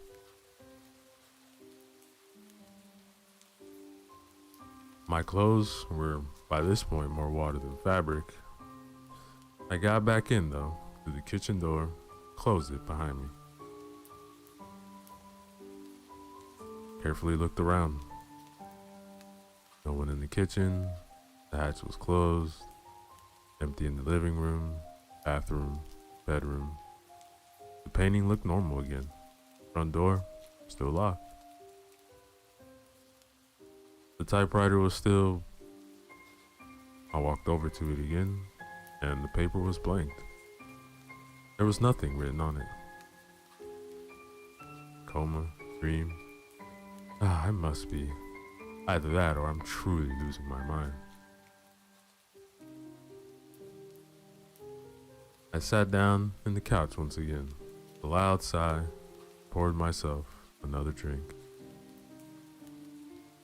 The fire was still going. Felt good. I discarded my soaking wet jacket on the floor and could feel myself calm down a bit. I glanced over at the table and saw the diary still laying there. I grabbed it, kept on reading. I just can't see any other way out. I don't know what happens if she catches you. I don't want to know. All I know is that I've been up here for 3 days now, and I can't get out. I've tried getting to the main road. I've tried running out into the woods. I even tried swimming over the fucking lake. No matter what I try, I always end up back here at the cabin. This place is cursed. I even tried to burn the book to the ground, but the fire wouldn't take. It's a goddamn wooden cabin. The fire wouldn't take? God damn it. I'm writing this as a warning, but I don't know if it will make any difference. On my last day here today, I found a diary myself, written by the last owner, with a warning for me, or for anyone who would have found it. Poor guy before me couldn't take it either. He had ended his stay here, and on this earth, by going out into the lake to drown himself. I think hanging is probably faster. If only I had a gun, could have ended it in a second.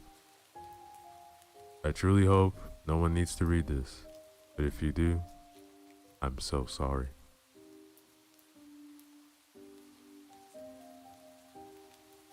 I laid the book down and stared into the fire. If this really is a dream, a coma, maybe I need to die here to wake up in the hospital. Either way, I can't take any more of this. The panic slowly starting to return. I could feel tears rolling down my cheeks. I mean, it's not like I would be missed. Sure, they would have a moment at work, say a few things about me, but that's it. I don't have any family, no girlfriend or wife, no kids. I have to try. I have to try to die so that I maybe can live again. If this really is a dream, maybe my only way out.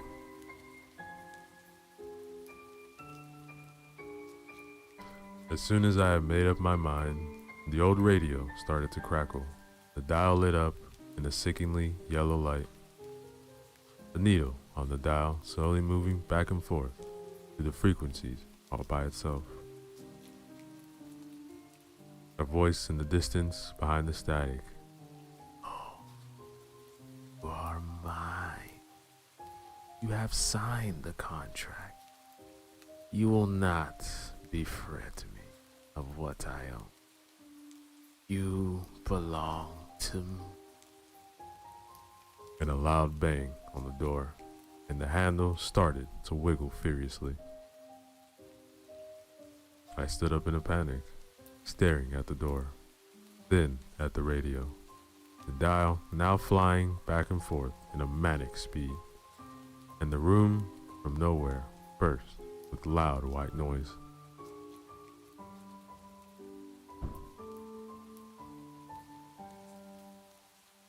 I ran into the kitchen, grabbed the oil lamp, opened the hatch, and went down. I tried to barricade it so that you couldn't open it from the other side. All I found was some rope. I tied it to the hatch and secured it to the staircase, went down. Started to look around. I didn't know for what, but I glanced back up at the rope. Was it enough? I stopped and looked. There was a sturdy beam in the ceiling. Yes, I will follow the last guy here. But first, I went through the drawers, and after a while, found this book, this empty diary. I had to write this down. This is my warning to you, whoever you are. This is my goodbye. Maybe I'll wake up somewhere in a hospital bed with tubes coming out of me and machines all around. Maybe not. I just can't take it anymore. I have the chances. As I'm writing this, I can hear screaming from the white noise upstairs. I can hear furniture being thrown. I need to end this now, before she gets to me. I'm using the rope from the hatch, and I'm hanging myself on that beam. I hope you never have to read this, but I'm leaving the book in plain sight on the desk down there. Goodbye.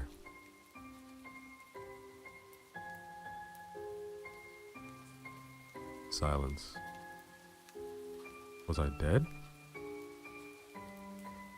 I opened my eyes. I was lying on the dirt floor, rope around my neck. My head hurt. Blood was dripping into my eye. What had happened? I tried to get up, but I was pinned down.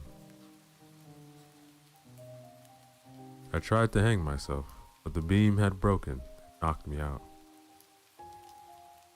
It looked like the back of the room was about to cave in. I managed to get out from under the beam and sat on my knees. Couldn't breathe. I loosened the noose around my neck and tossed it to the floor, breathing hard and deep. The beam had knocked over one of the bookshelves. There was something behind it. What was that? A room? I managed to stand up and limp over the bookshelf, still standing up, and leaned against it. The oil lamp was still burning on the desk. I took it and moved closer to the opening. I had to push the heavy shelf to the side to be able to slide in behind it. I entered the hidden space and held up the lamp to illuminate my surroundings.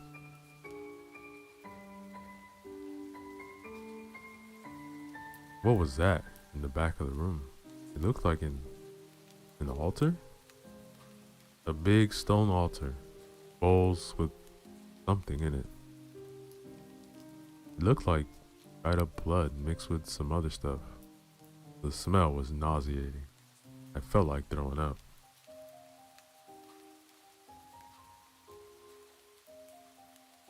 The walls were covered in weird symbols and sigils. In the center of the altar, there was another book. It looked like it was bound by small patches of leather. Was it leather? It almost felt like skin. There was a symbol on the front of the eye and a crescent moon. It looked like it had been burnt into the skin. I opened the book and it too was covered in text that I couldn't read. But somehow I knew that this book was connected to all that was happening. Maybe if I destroyed it? I grabbed it and limped back out of the dirt cellar and up the staircase. There were still no sounds coming from up there. I tried to move as quiet as I could up the stairs and through the hatch. As soon as I had come up, I started to feel sick. I wanted to throw up. Everything was spinning. Suddenly, the white noise came back with a vengeance. It was deafening. It was like it was in my head.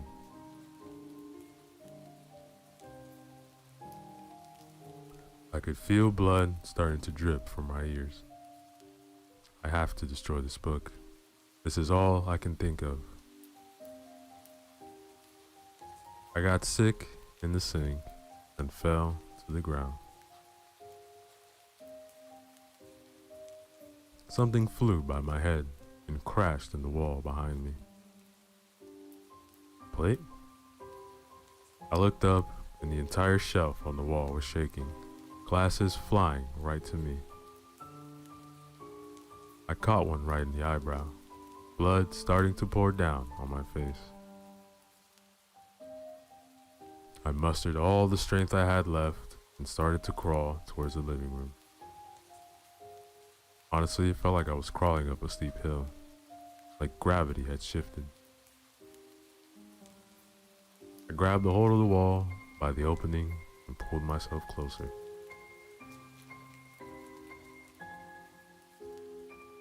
The fireplace. I have to throw the book in the fire. I have to. I managed to get to the living room, but I had no strength left. I could barely even breathe. I threw myself on the floor. I had a narrow angle to the fireplace, and I saw the painting above it. It had changed again. The forest was burning. The lake looked like it was boiling lava. In the window of the painting she stood. I could see her clearly now. Her old, wrinkly face. Her eyes. Oh my God, her eyes. Pure white. I felt like she was staring into my soul. I turned my head and looked over to the actual window. There she stood. She slowly turned her head towards me. This was it. I had one chance, or I would be hers to do as she pleased. I aimed, still lying down with the very last of my strength, threw the book towards the fire. Time seemed to slow down. It seemed like everything was happening in full motion. In the blink of an eye, she was over me, hovering in horizontal position, her eyes just inches from mine. She smelled like death and carnage.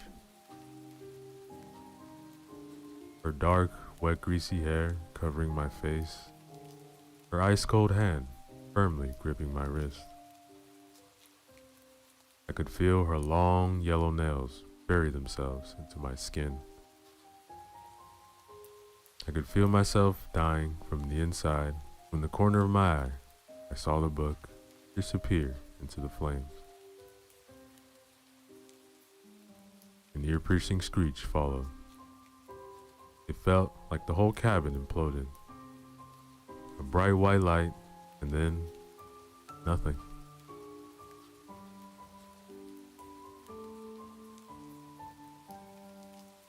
I woke up yesterday in the hospital. They say a couple of hikers found me out in the woods in what looked like a camp spot. Apparently, I had been lying there in the middle of a big stone circle, unconscious. Dried blood everywhere, torn clothes, bruises all over. I wasn't sure what had happened. I remembered everything, but couldn't even believe it myself. It had just to have been a dream, I thought. That was until they came to change my bandages. There, on the wrist, were two barely visible scars. A crescent moon and an eye. I don't think I'm out of the woods yet. And that, ladies and gentlemen, is the end of our story. Yo, what is up, everybody? Let's go back again. Another short horror story for you guys.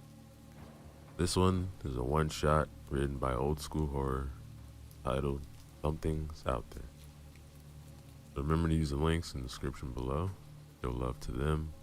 Like, comment, subscribe.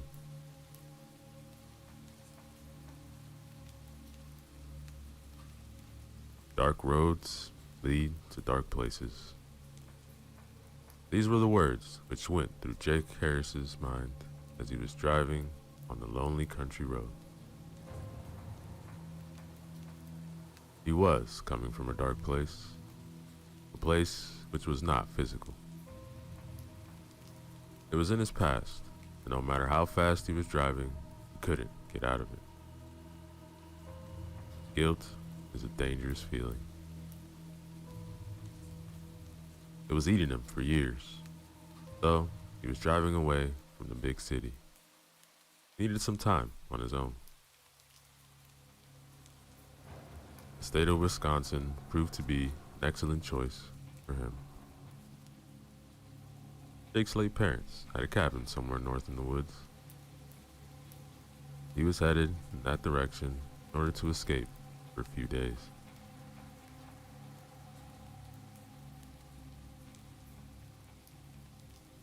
Sleepiness crawled over him, and he had a hard time concentrating on the road. He was driving for many hours now. But driving was also a thing which he loved. Long roads were his favorite. Since his wife and son had died, he was often on the road. Sometimes Jake just got into the car and drove off to nowhere.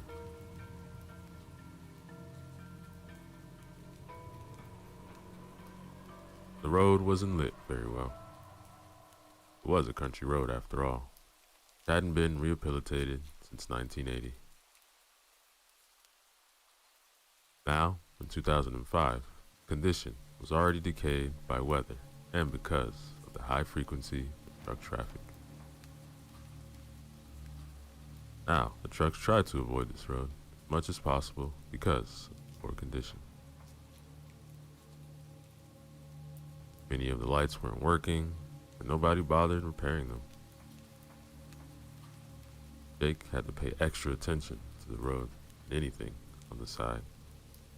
He didn't want to risk getting a deer or wild boar.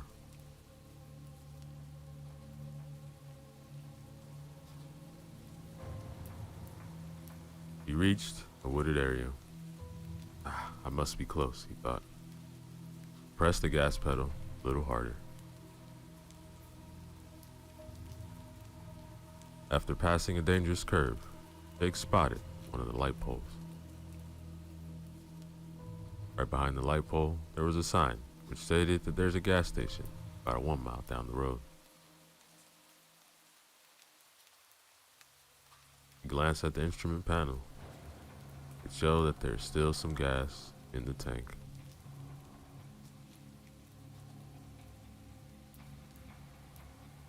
Glancing back at the sign, he saw that the light wasn't working properly. It kept fading, then brightening again. It was a strange occurrence. Jake couldn't remember seeing anything like that before. Then his eyes caught something here in the shadows. It looked like there was a person standing there. For a moment, he thought he saw a pair of circular red eyes. Or were they red lights? He slowed down a bit, but couldn't see more. So, he kept on driving.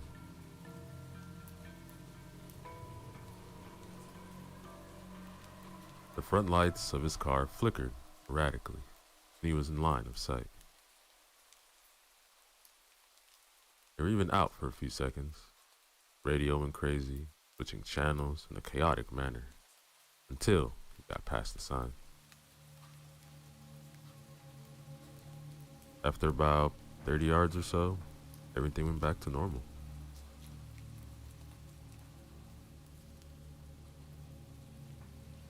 This strange event woke him up from his lethargic state. Jake thought that his battery might not be working properly. Faulty wiring combined with some interference might explain both of the phenomena. It was weird, however, that they happened at the same time. Coincidence like this had a tiny chance of happening. God, I'm tired, he thought, and sped up some more in order to reach the gas station as soon as possible. A few minutes of rest, and he'll be on his way. Maybe a cup of coffee would be a good idea. Jake hoped to find a vending machine there, and if strange events won't repeat themselves, then it will be alright. Continue.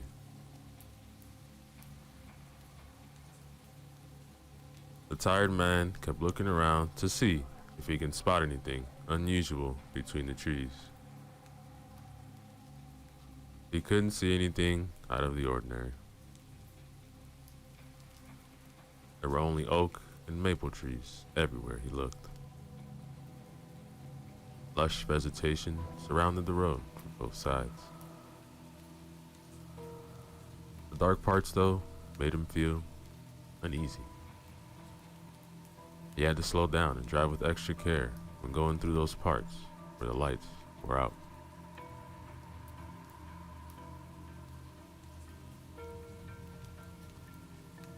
The gas station appeared in front of him. It was a well-lit place, but not big. In front of the station, where the pumps had been placed, was covered by a metallic roof supported by an old steel structure.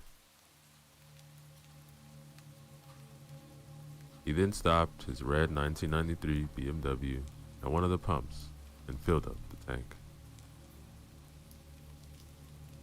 Another car was parked at the other pump.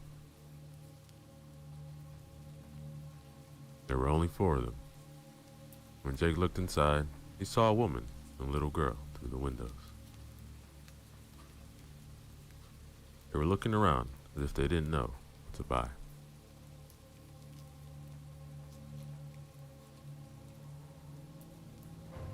He looked around again, but couldn't see anything. Lights were all bright around the place, so he wasn't able to discern much of anything far away. What he had seen earlier left an uneasy feeling inside of him. A shadow with a strange shape. Or was it his imagination?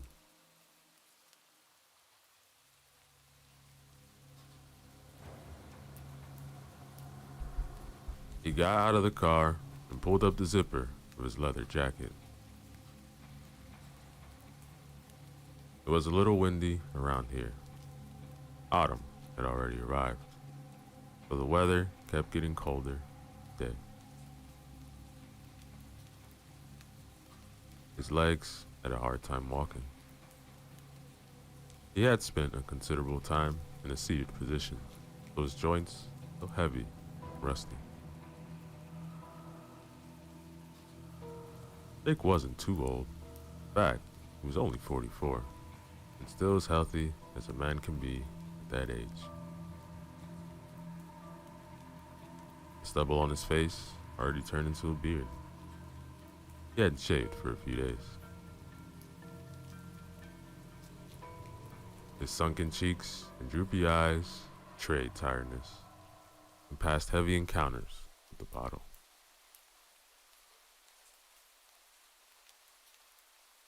He filled up the tank, then went inside the station and bought himself a coffee from the vending machine. He waited for the clerk while listening to the pleasant music which was playing in the background. It must have been the radio, but he couldn't see where it was. Then the gas station clerk came to the counter a few seconds later. He was a tall black guy, also a little skinny. The man didn't look tired at all, maybe a little bored. He had thick lips and dark brown eyes, characteristic of African American people. Jake paid for the gas. Before he could leave, an agitated man rushed inside. He was in his 50s and sported an enormous belly. The blue baseball cap on his head was dirty and soaked in sweat. The man's hairy chest was heaving. Jake could see that because of the partially unbuttoned striped shirt the man was wearing. Hey, something's out there. What? There's something out there I saw. What's out there? I don't know. So what? Maybe it was a man. Yeah, but he was black. No shit. I'm black too, man. No, not like that. He was completely black. I'm completely black too. No, not like that. Look, about a mile from here, that way. Near the road. I saw it too. Look, I don't know what the two saw, but I ain't seen shit right. So with all due respect, please stop talking crazy stuff. Scaring the lady and her little daughter. He pointed towards the woman and child. They were close by. The woman was nice-looking brunette with long curly hair and had a decent physique. He was talking to her daughter, who also had brown hair and an angelic face. The little girl looked about 10 years old. Look, man, I think that what we've seen was just a trick. No, it wasn't. Look, I saw it moving. The lights in my car went out. I barely got here, man. Couldn't see a damn thing. Come on, man. Cut the bullshit. We're all trying to get through the night. So please, calm your ass down. Just after the clerk finished the sentence, the lights on the road went out. They all threw concerned looks towards the road. See what I mean? Are you people satisfied now? Oh, come on. Them lights weren't repaired in 100 years. Damn it. Alright, then I'm out of here. Whatever that thing was, it's coming. Hey, was it beside the big road sign? Sort of. It was further down the road, by the light post, not far away from the sign. The light wasn't on. Probably wasn't working. Anyway, I'm not sticking around much. Crept the fuck out of me. The guy's crazy. But deep down inside, Jake knew that the other man was right. Yeah, man, but haven't you said you seen it too? Look, honestly, I don't know what I've seen. Jake didn't like this. There was one more person who had seen the strange apparition, and there might have been something there after all. He didn't see it well, and didn't want to draw a conclusion. Might have just been a prank by local kids. He remembered a story from the teens. What he saw earlier was eerily similar to that. A long time ago, he and a few friends cut a piece of cardboard in order to resemble an evil face. Then they folded it up to look like a cylinder.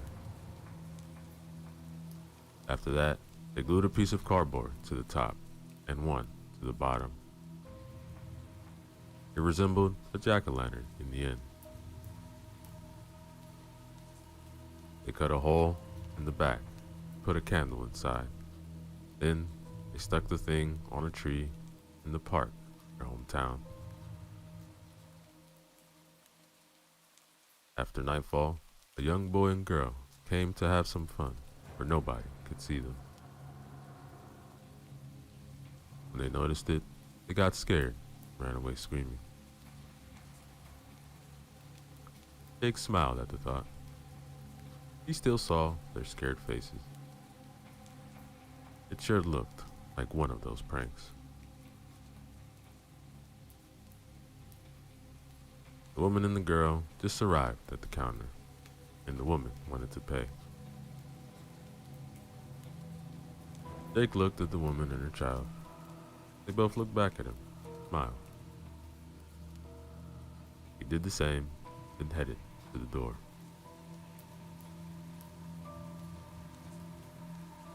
Don't even think about it, he thought. You don't deserve it. The little girl's face struck him. He resembled his late son, Clark. The girl had the same cheeks, very similar nose, and the look in her eyes, just like Clark's. She was smiling with her eyes too. She was beautiful. Her smile brought back some painful memories.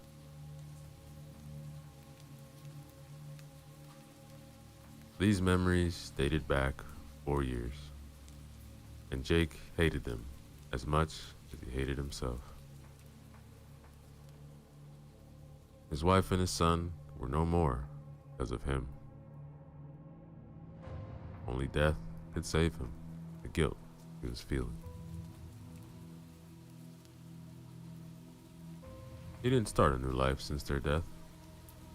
He couldn't. The road was his salvation when he wasn't working. Jake was driving because this way he'd avoid the damn bottle. He couldn't drink himself to death being behind the wheel.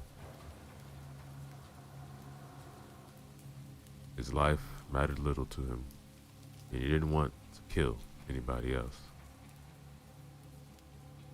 Sometimes he was fantasizing about saving somebody else at the expense of his own life in order to die, at least, half at peace.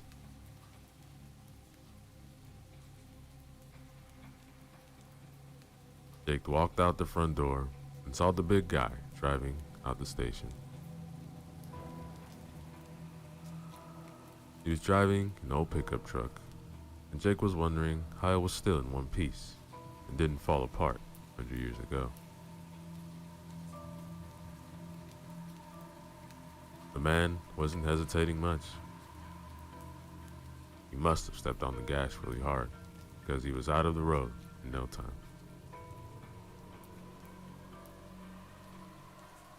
The fat man was speeding away, his decrepit excuse of a car, no working lights, and he disappeared behind the trees.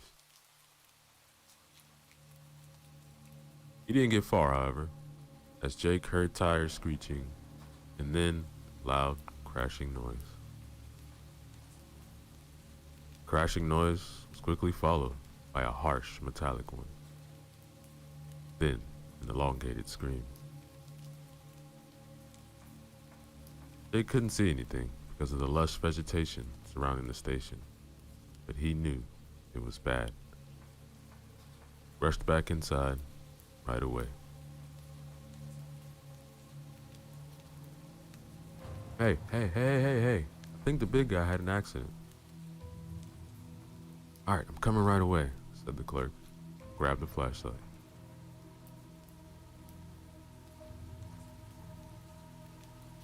He then ran outside, right behind Jake. The woman and the child remained inside. The woman didn't want her daughter to see anything related to an accident. Jake reached the man's fat car. It looked like the man tried to avoid something on the road. Something he saw too late. The car hit an enormous tree and now lay on the side of the road, smoking.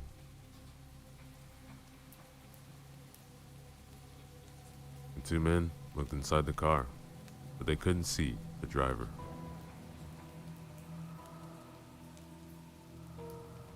They saw right away that the steering wheel was bloody. It was an old car, so it most likely didn't have an airbag. I mean, even if it had one, it obviously wasn't working. They noticed that the right-hand door wasn't where it should have been. It was ripped out of its hinges and lying about 5 yards away between the trees. The impact didn't look so forceful for the door to be that far away. Even for a wreck of a car like a pickup truck, it appeared impossible. What the hell happened here? Look, man, I don't know. No sign of the fat dude. Both men then looked around the car and under it. The men even searched their surroundings, but they found nothing. Jake's guts twisting, turning.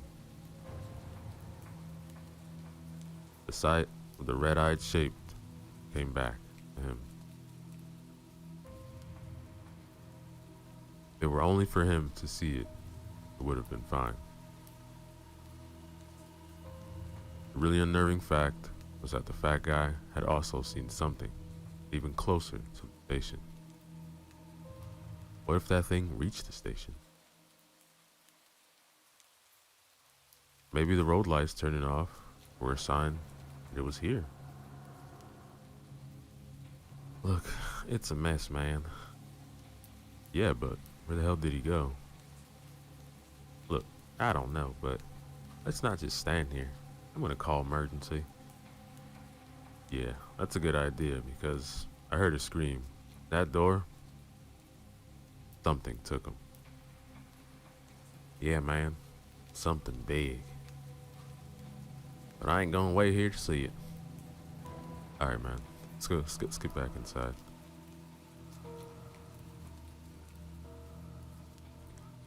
The men were heading back towards the station. Right before turning from the main road onto the driveway, they met the woman and her daughter. Hey, what are you doing? Not safe here. But Jake saw that they were both trembling. Mister, the lights went out. Yeah, thought it was strange, so we came outside. We didn't feel safe inside. We heard something.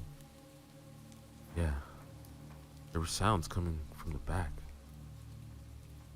Alright, look, let's get back first, and we'll see.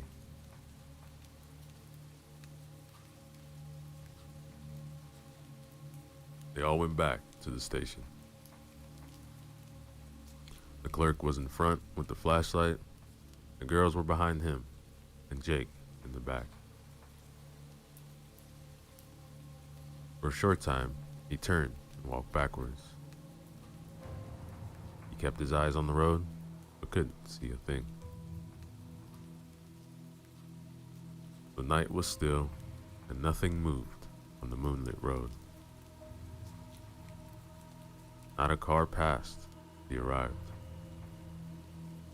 It really did seem like an abandoned road. He was wondering why the owner of the gas station hadn't gone out of business. It seemed that the owner made little money out here.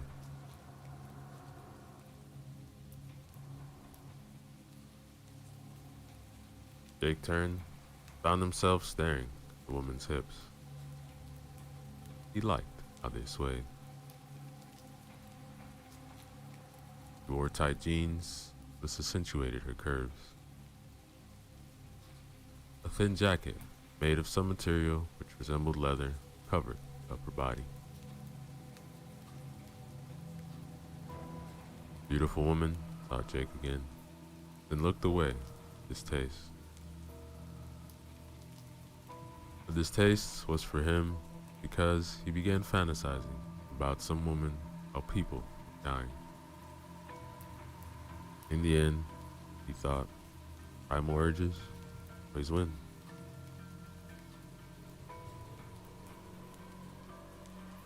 My name is Curtis, by the way. Hi, I'm Jenna. This is my daughter, Claire. Not the best circumstances to make friends, huh? Definitely not. I'm Jake. Nice to meet you. Alright, I'm gonna check the brake panel out back. Alright, Curtis. I'm staying here with the ladies. Curtis went around the building, and Jake remained with Jenna and Claire. The little girl was hugging her mother. Jenna was keeping her hand protectively over Claire's shoulder. Jake then crouched in front of the girl, smiled comfortably at her. She smiled back. How old are you, Claire? I'm 10. Well, Claire, me and Curtis are gonna find out what's happening, and then... He couldn't finish because there was a loud curse coming from behind the building. Motherfucker. It was Curtis. Alright, stay here. Don't drive away because we don't know what's out there.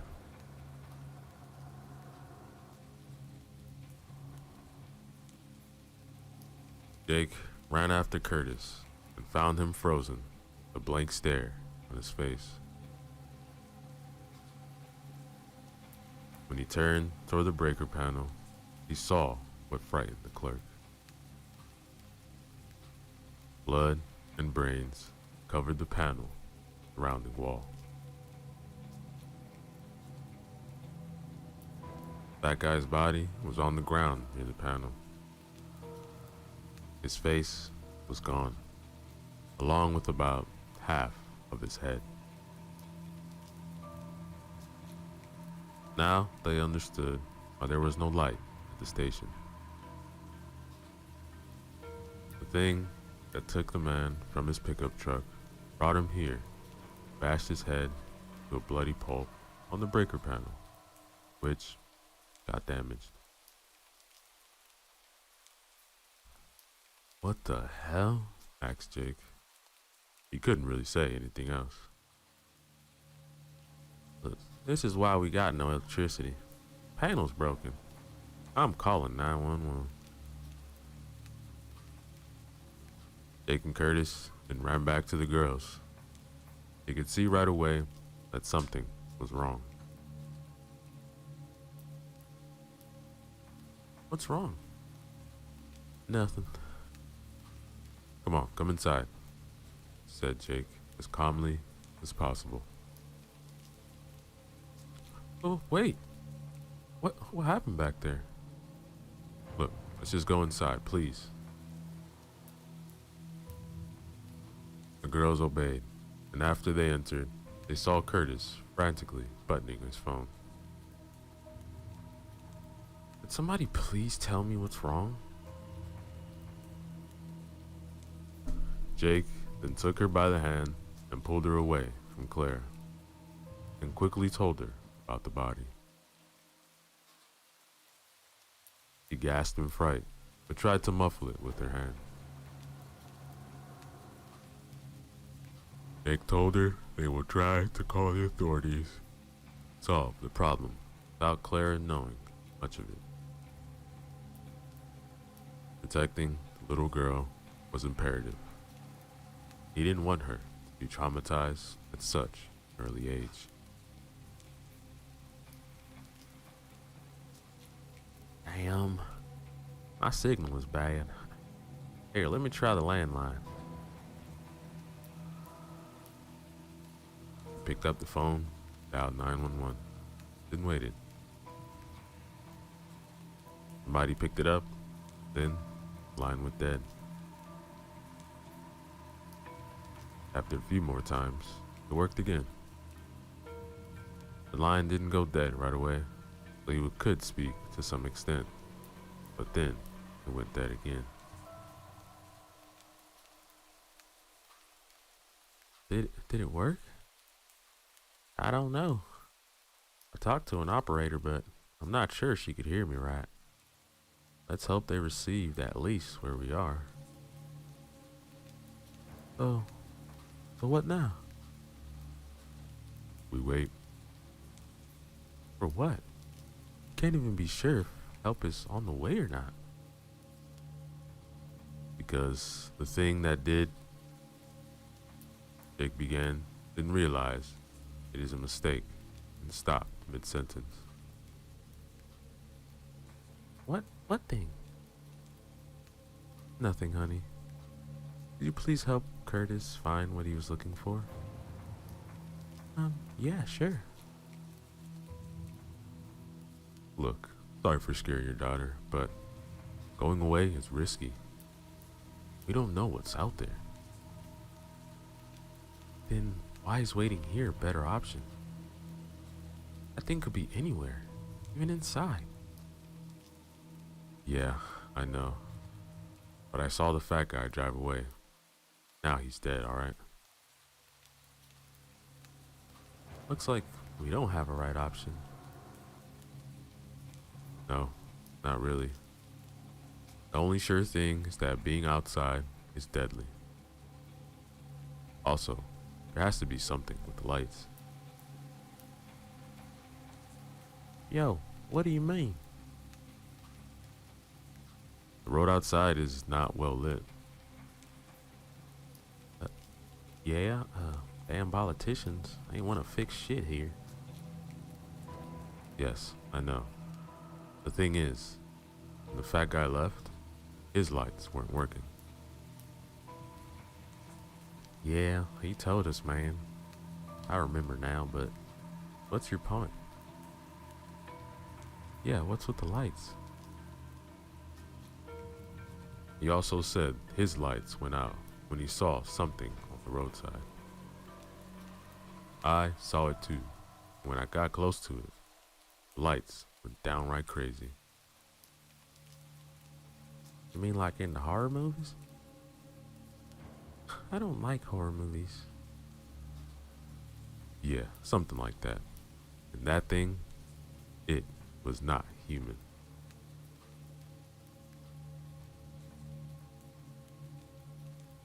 You listening to yourselves? Really? Horror movies? Monsters? You two must have smoked something. Alright, come with me. Excuse me? Look, just come with me. I'll show you something. I won't hurt you, don't worry. Alright. Watch my daughter, Curtis. Yes, ma'am, no problem.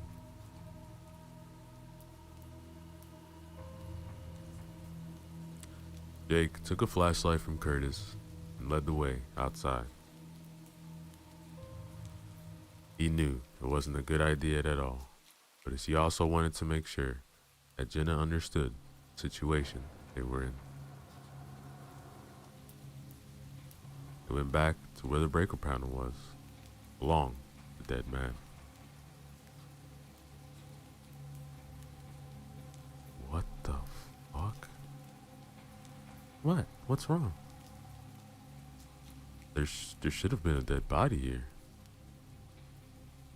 Oh my God, said Jenna, and her hands jumped to her mouth. The bloodstains were still there. Bits of brain were still plastered to the panel. It looked like something bashed the poor man's head against the panel with substantial force. Oh my God, is that?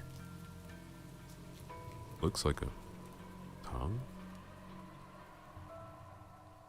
They stared for a second at the fat man's tongue, which laid in a small puddle of blood a few yards from the panel.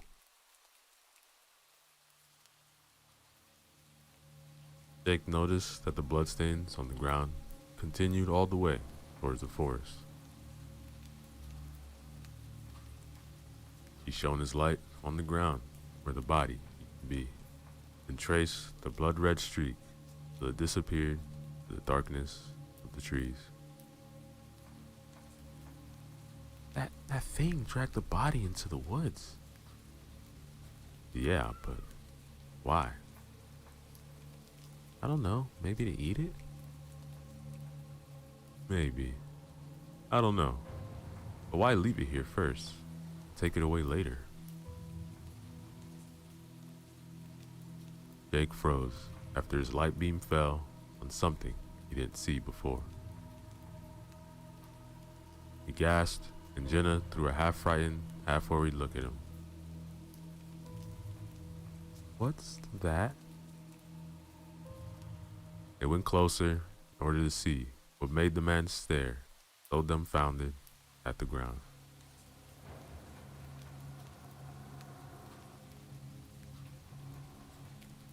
There, on the decades-old asphalt, near the bloody drag marks, a name was painted on the ground. Jake couldn't believe his eyes. The moment he saw the bloody name on the ground, he knew that tonight's events aren't random. They have something to do with him. When he was pondering the implications, Jenna interrupted him. Clark? Who the hell is Clark? He was my son. Was? He died. I'm sorry. Yeah, thanks. Let's get back to... Then a loud scream interrupted him. It was Claire. Couldn't have been anybody else. Oh no, Clara! Shouted Jenna, and ran back towards the front of the station. Jake followed.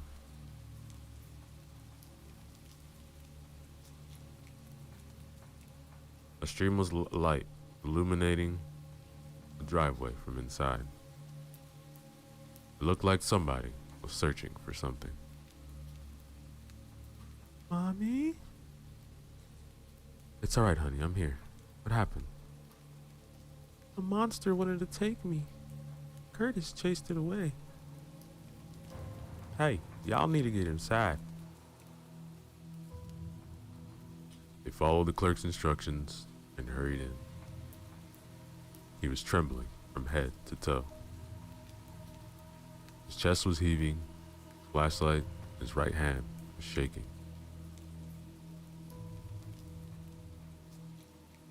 What happened?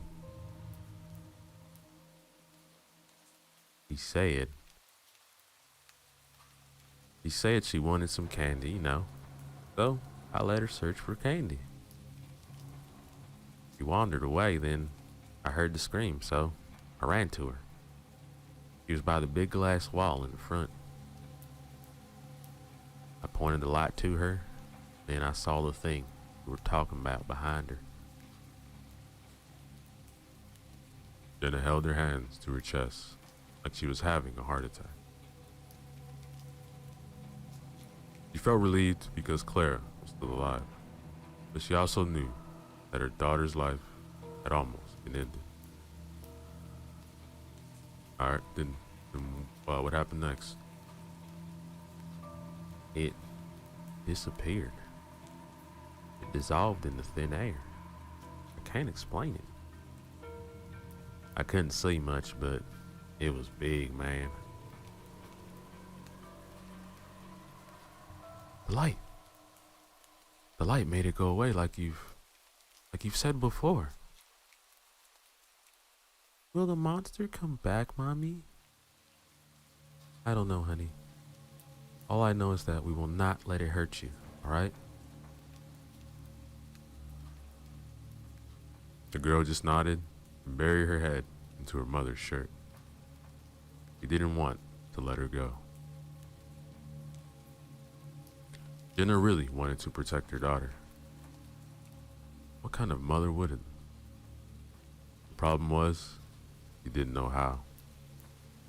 He had to rely on the two men who were as lost as she was. Yeah, doesn't like light. That's why he took out the breaker panel. And that's why it could scare the fat guy. His lights weren't working. Yo, the fat dude said his lights were out when he passed the thing on the road. You passed it too, but your lights are working, right? Yeah, I think so. When I passed the thing the first time, my lights flickered, my radio went nuts.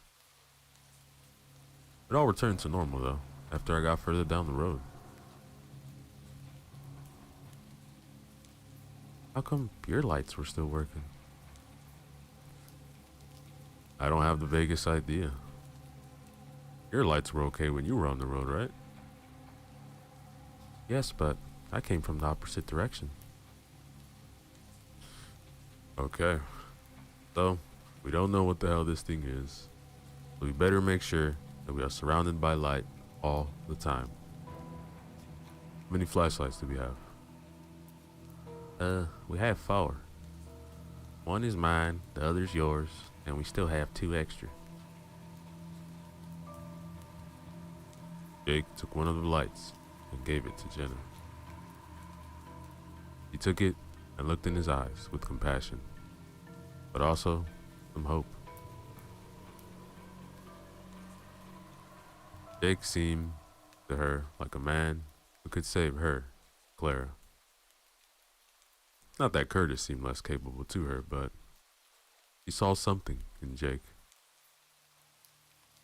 She didn't know for sure what it was. Maybe she saw in his eyes that he wouldn't hesitate a second to save him. Hey Curtis, have you seen anything unusual here lately? Anything which might explain all this? Yo, look, I'm working here for a month or so. Not sure as hell I ain't seen anything crazy going on. Sit around here and get weird until your ass showed up last night. Jake lowered his head. He was thinking. Maybe these events are truly tied to him somehow. But he couldn't understand how. I don't know, Curtis. Let's just get through the night, okay? Let's do it, man. Hopefully our batteries are gonna last. Aren't you selling flashlights here? Jenna asked, perplexed. No, ma'am. This was the same question I asked the boss when I'm coming here to work. He said that he plans to sell them in the future, but not yet. Business strategies, you know. Or lack of them. Shit, Jake exclaimed after their flashlights went out. Darkness enveloped them, and they felt icy fingers crawling up their backs. Clara hugged her mother more tightly.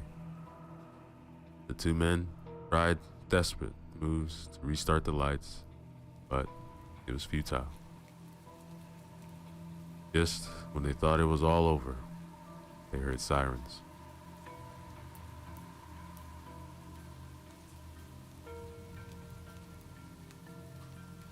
Soon, a police cruiser turned onto the driveway with its blue and red lights whirling around. People inside the station died in relief. Finally, they had been rescued, and the ordeal was over. At least, this is what they thought. Better stated, this is what they all wanted to be true. The car didn't get too close because its siren and lights went dead in an instant.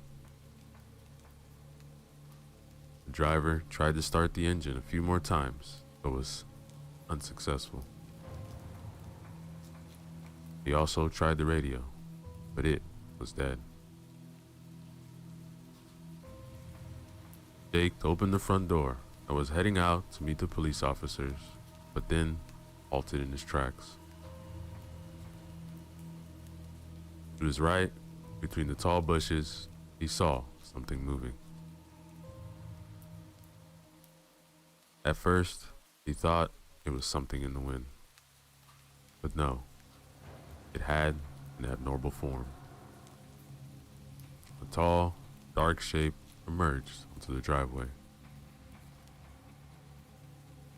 It had no visible features, only an outline.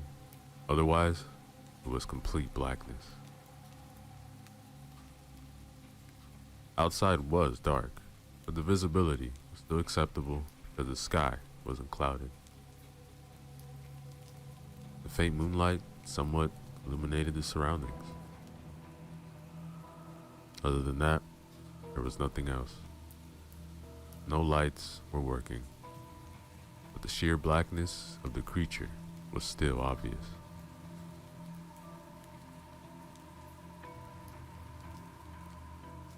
It looked tall, about 8 or 9 feet, and had wings. They resembled the wings of a bat, only much larger, and they were only retracted. The creature also had 2 horns, jutting forward from its forehead, which then curled upwards. They couldn't see any facial features. Its hands were long and ended in thin fingers, pointy claws.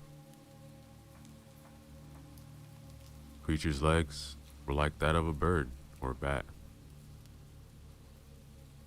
Digitigrade, but with long fingers and claws. The only feature which stood out, the blackness, were the eyes. Round and red, positioned in front of the face like those of humans. They were looking straight at the cruiser. Jake told the others to stay inside and began signaling the officers to watch out. He was waving both his hands frantically, shouting. He knew that this was his most idiotic thing he could do, but didn't want to have more people on his conscience. His wife and son were enough for him. Watch out! Watch out! To your left! The creature was already marching towards the car. Those inside surely noticed Jake signaling and approached the menace, because both front doors were opened with force. The driver couldn't get out because as soon as the door opened, the black thing made a tremendous leap and landed beside the car. This was when Jenna took her daughter and rushed to the back of the station. He didn't want her to witness anything of what was going to happen. What the fuck? Came the panicked shout from the police officer as the creature grabbed the door and ripped it off like it was nothing.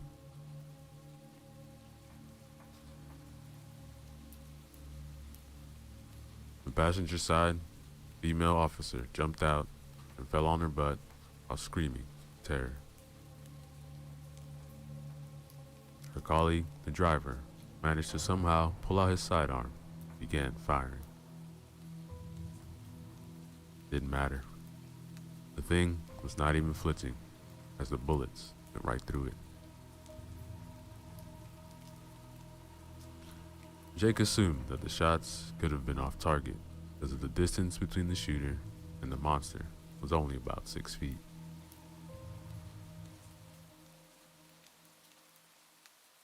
Jake was standing there, transfixed, as the black thing, with raging red eyes, got hold of the police officer and yanked him out of the car. And then, a terrorizing roar spread its wings. It was one hell of a sight. The creature's wingspan was at least 10 yards, maybe even more. The police officer was alive and screaming, but he couldn't do much against the winged darkness. It jumped in the air, then, with a mighty flap of its wings, it got even higher. Then, each consecutive flap got further and further till it disappeared in the night sky with its prey.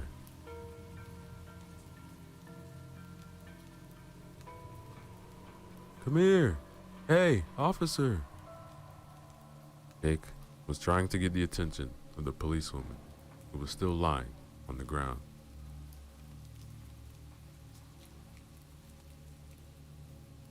She looked at him, and Jake saw with fear in her eyes. Maybe she's in shock, thought Jake. He was right. The officer's look was lost and confused. Her eyes showed panic. Jake extended his arm, and only after calling to her a few times did she wake up from her stupor. Hey, come with me. It's not safe here. All right. He helped her get inside the station. And when Jake opened the front door, a beam of light hit his face. What's that? Oh, sorry. Looks like the flashlights are working again. What the hell is that thing, man? I can't believe this shit. Yeah, me either. But I don't know what it is. Looks like a bat straight out of hell. Are we going to survive this night? Jenna asked as she glanced at Jake.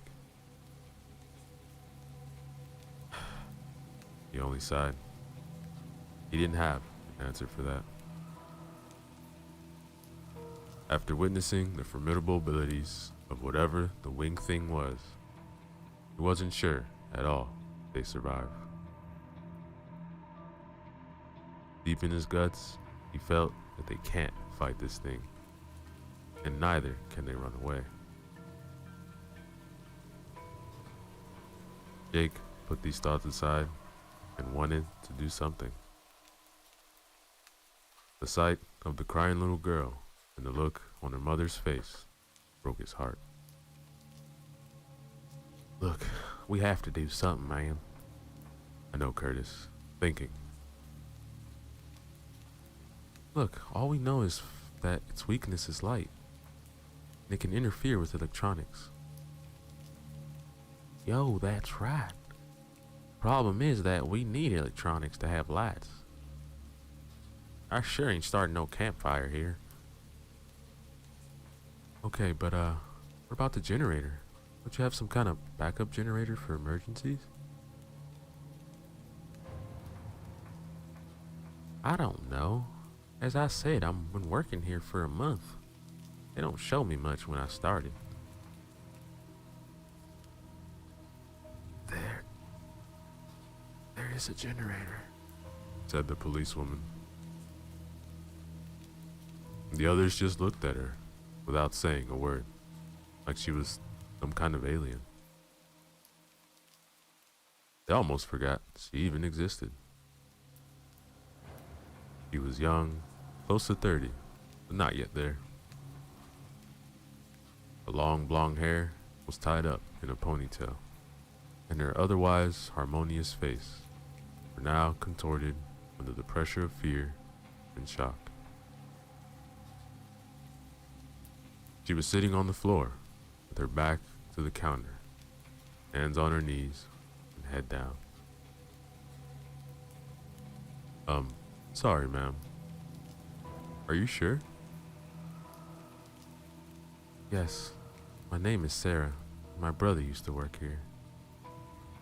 He had told me that he had to use the generator once because of a power outage. And do you know where it might be? Because I ain't see it around here.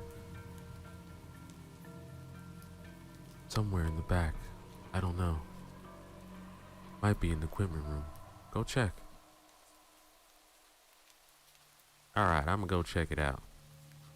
Alright, I'll come with you, Curtis. Can you, take care of the girls? Yes, of course.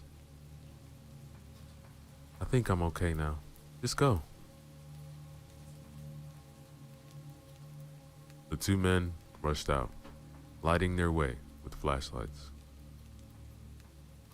Curtis was leading Jake to the back where they had found the body of the fat guy.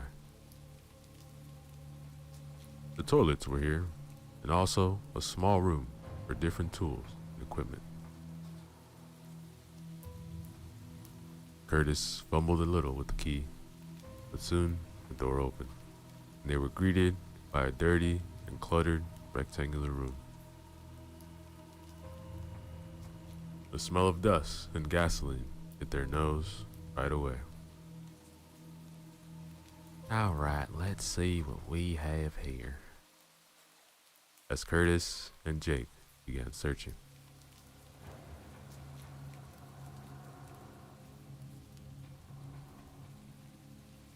After a few minutes, they found it. It was a small, portable generator. It worked on gasoline, and it wasn't the thing they were hoping to find, but it was better than nothing.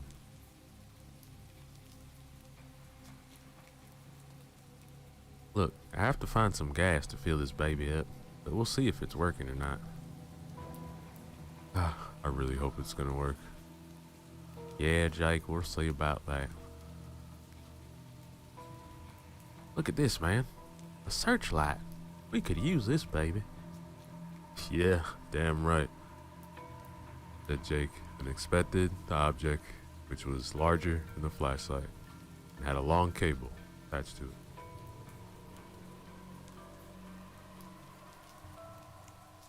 Their flashlights flickered wildly, switched off. 3 screams erupted from the front, and the lights switched back on. They both got startled by the sounds, and Curtis darted for the door with a panther's agility. "No," said Jake. "We'll need light as soon as possible." "All right, man, go," Curtis replied, and his hands were already shaking. Jake ran to the front to see what had happened. When he reached the entrance and looked to the glass wall, he almost screamed himself. The upper torso of a man was crawling towards him, fixed eyes on Jake.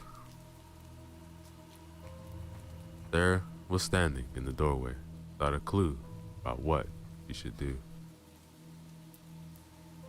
Jenna was inside. She was cradling her daughter, so she doesn't see horrible events.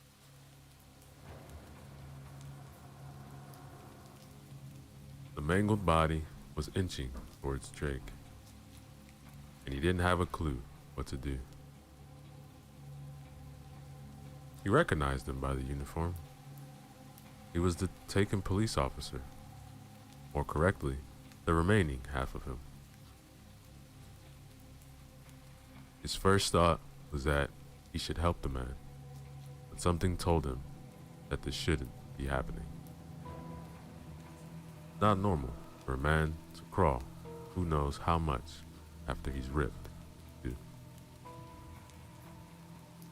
The shock and blood loss must be extreme cases.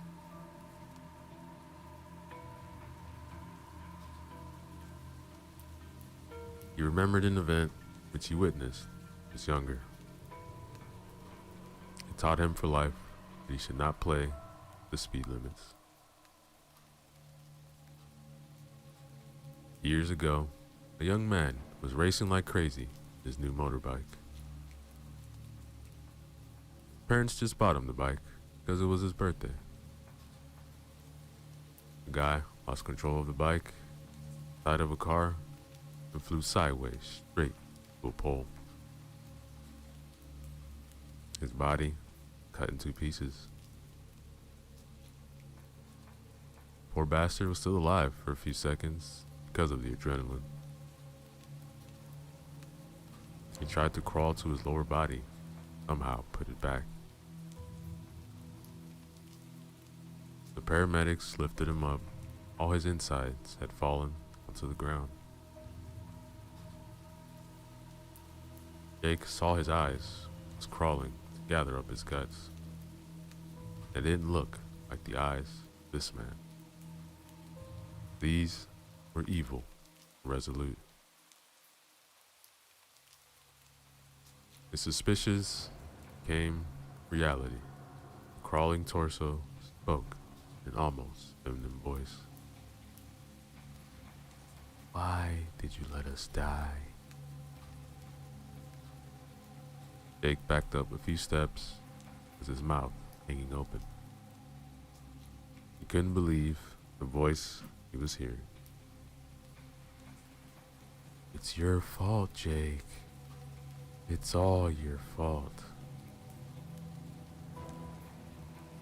Jake kept looking at the corpse, then to Sarah, who was still standing in the doorway.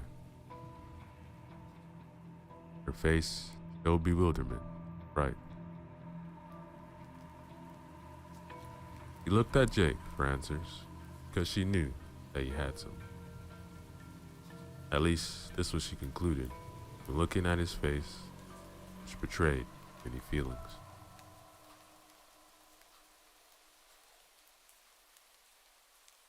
"Hey, come inside." Jake couldn't say a word. Old feelings rushed back to him like a torrent. The floodgates had been opened. That which was just slowly flowing through recently healed cracks came down on him again, bathing him in a shower of sorrow. He crashed to the ground and hid his face in his hands.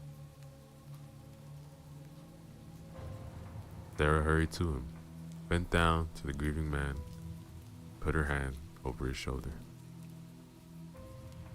Come on, don't do this. We need you.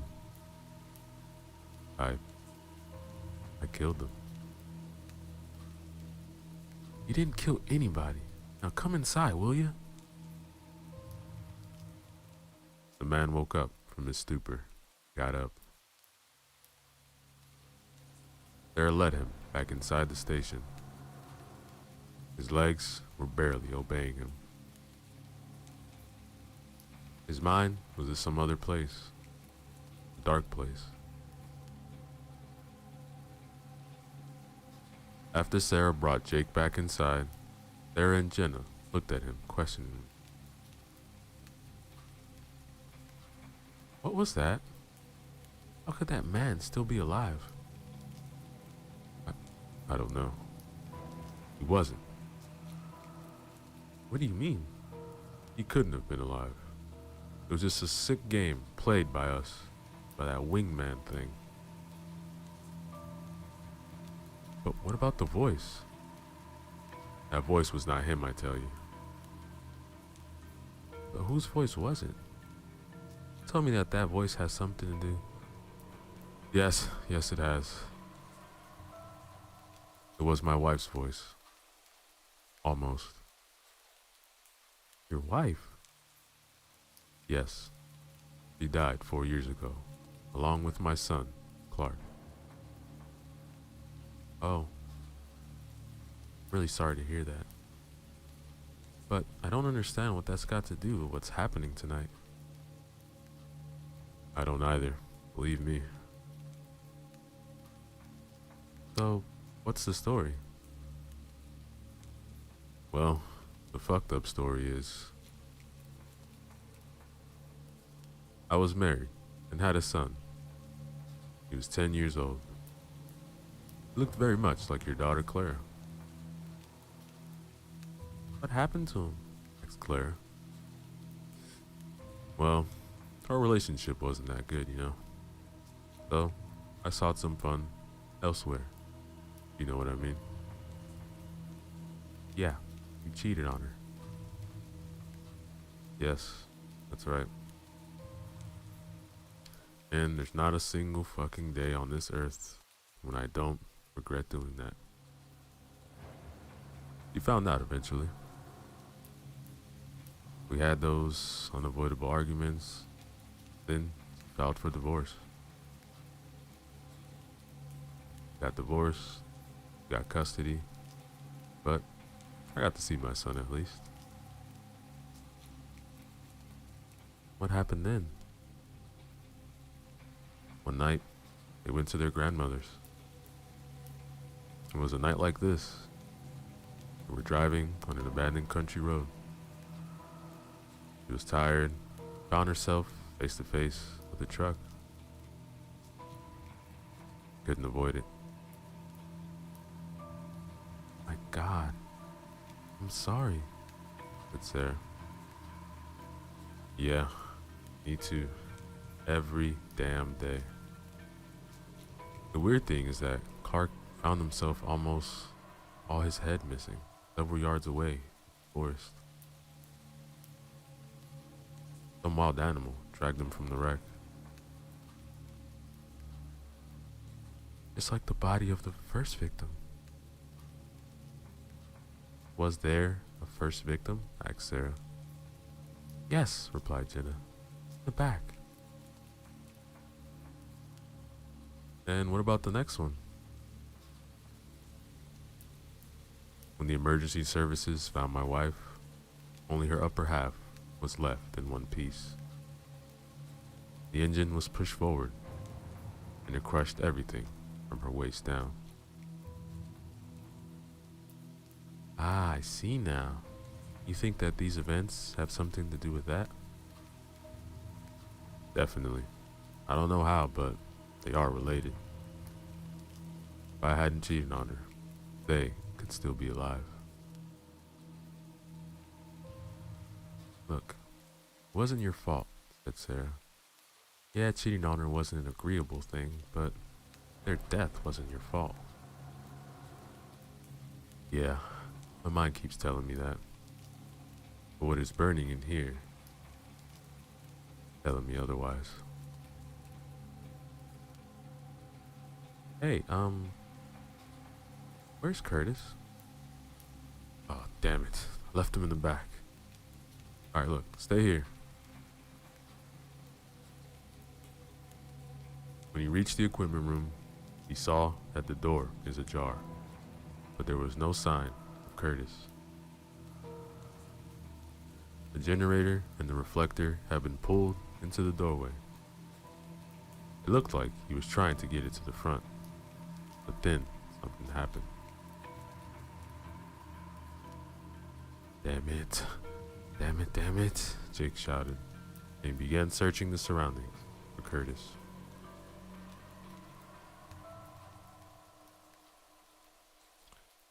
His heart was racing. He didn't want to lose Curtis. In fact, he didn't want to lose anybody. He wanted to make sure that they all survive. But it seemed that it is not a plausible task. Jake kept calling for Curtis, but no answer came. Only the eerie sounds of the night greeted him. Crickets were chirping endlessly in the forest, and from deep within the woods, owl hooted. A harbinger of death, he thought briefly. Is this his destiny? One minor mistake, and then only pain and suffering? He didn't deserve this, he thought. Not this much, at least. Others shouldn't pay with their lives just because he was stupid once.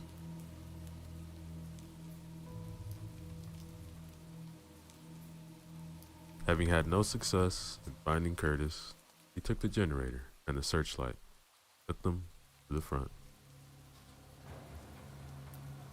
When he reached the front door, the woman already knew that Curtis was gone. Did you find him? No, there wasn't a single sign of him. Oh no, are we going to die one by one? Mommy, I don't want to die. I'm sorry, honey, I didn't mean it. Mommy's just scared, that's all. We'll figure something out soon and we'll go home, alright? We really have to do something, said Sarah, because this thing is going to kill us all. I don't want to scare anybody, but we have to get out of here. I agree, Sarah, but what the hell can we do? We don't know where that thing is. We don't know how we can stop it. Alright, look, let's start the generator so we have some light. Then we wait until morning. I have no better idea. Alright, I'll try to start it.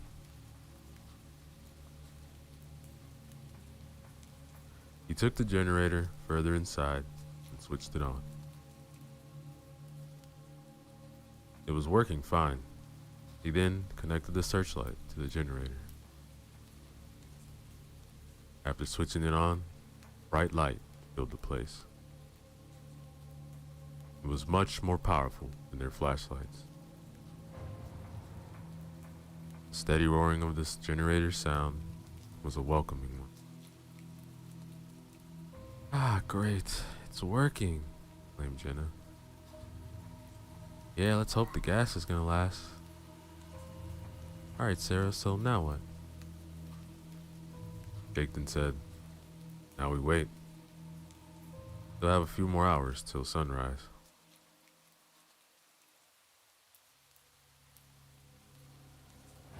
They all gathered close to one another and waited. The light was comforting. Jake checked from time to time the generator to see the level of gasoline. The machine was eating up the gas at a steady state, but it seemed that it will last until sunrise. For an hour or so, nothing happened. Clara was sleeping in her mother's arms. Jenna was sleeping too. Sarah and Jake were awake. They sipped from the bottle from time to time. Not too much though, so they won't get drunk. The two of them were talking in a low voice about many things. After some uneasy shuffling, Clara woke up and began waking up her mother. Mommy, need to pee. Yeah, all right. I need to pee too. Hey, you two shouldn't go alone, said Sarah. Don't worry, I'll go with them. Look, I'm coming too. I also have to use the bathroom, and it's better if we all go together. Damn whiskey. And drink on the job. Alright, let's try to make it quick. Take the flashlights with us. At least we'll know when it comes.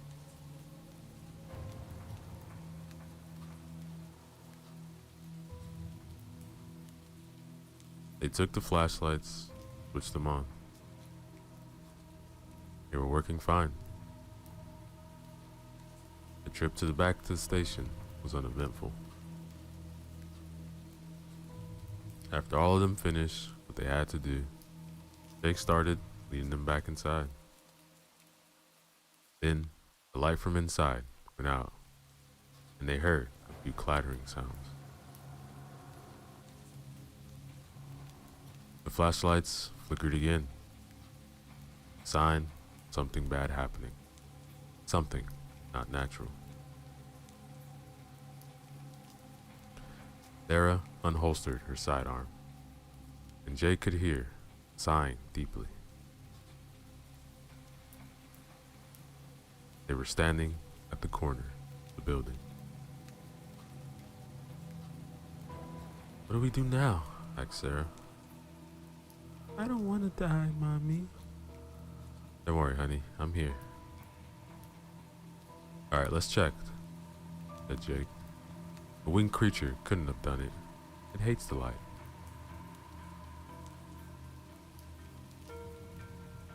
They all inched their way around the corner. The entrance was only a few feet away. After a brief glance inside, they saw that there was nothing moving. Only suspicious thing was the light was not working.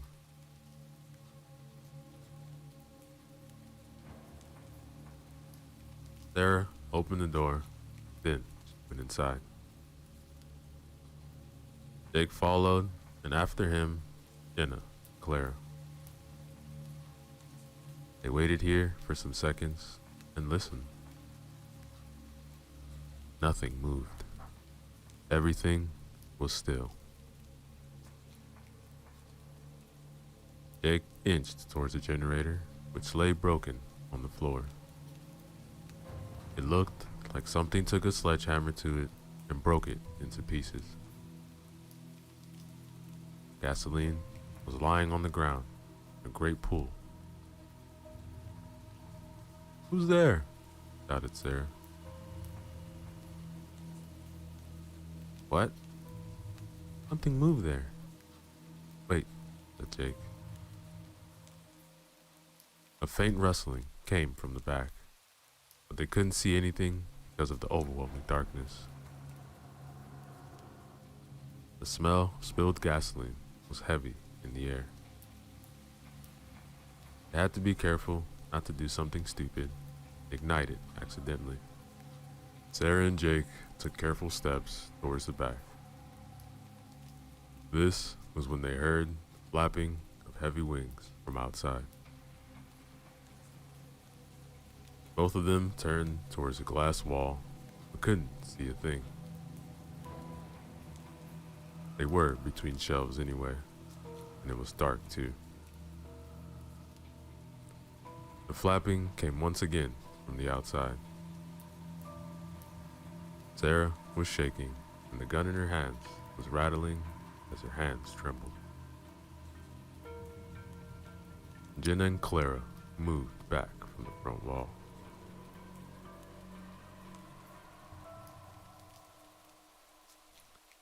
The next moment, Jake heard Sarah scream.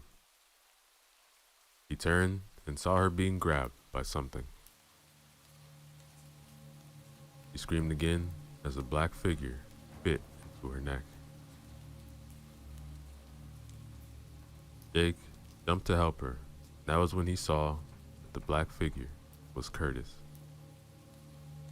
Or was he? He looked up and growled. Blood was gushing from Sarah's neck. It bit through the jugular. Jake knew in an instant what that had meant. He only had about half a minute to live.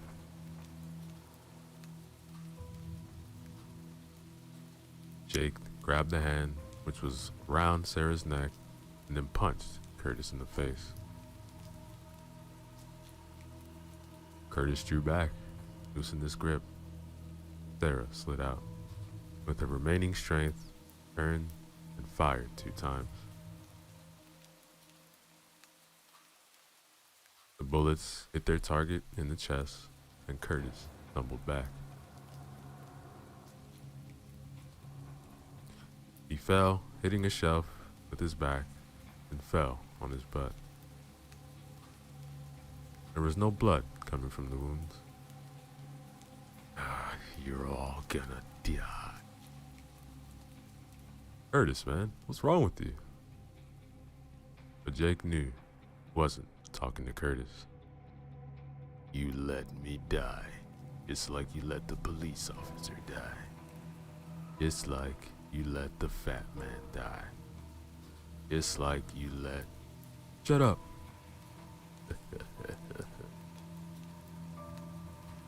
This is what you're telling your demons, and they won't be silent. Your demons have come alive, Jake. They will not stop until you are dead. Don't you see? Everything is your fault. Do everybody a favor and just fucking die, you pathetic shit. Curtis's head lolled, and he didn't move anywhere. Jake was looking at him, stunned. The bad part was that he believed Curtis. Jake now saw clearly what these events meant. He looked at Sarah, who was on the ground, clutching at the wound on her neck. Quickly tore off his piece of shirt, folded it up, and pressed it on her wound. He was determined not to let Sarah die. He didn't deserve it. The only one who deserved to die was him. Jenna came to the side. Clara stood a few feet behind them. Oh my God, you going to make it? I don't know. What happened to Curtis? Why did he attack Sarah? I don't know. Somehow that creature can control people after they die. I can't believe this. Me neither. But I have to end it. Sarah gasped, and she grabbed Jake by the sleeve of his jacket. Save. I won't make it. Save them, please. No, you won't die. You can't die. It didn't matter. Sarah was already drifting away. Some seconds later, she didn't breathe anymore. The wound on her neck too big, and the blood seeped out anyway. Jake was furious and grief-stricken. Is this all really his fault? How can that be? All this because of a past mistake?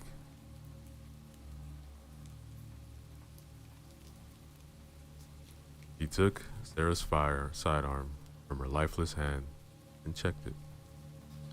It was a revolver, and it still had 4 bullets in it. After checking her pockets, he found some more bullets and replaced the 2 missing. He looked at Jenna, then to her daughter.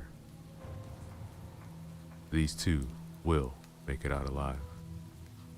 He will do everything in his power to save them.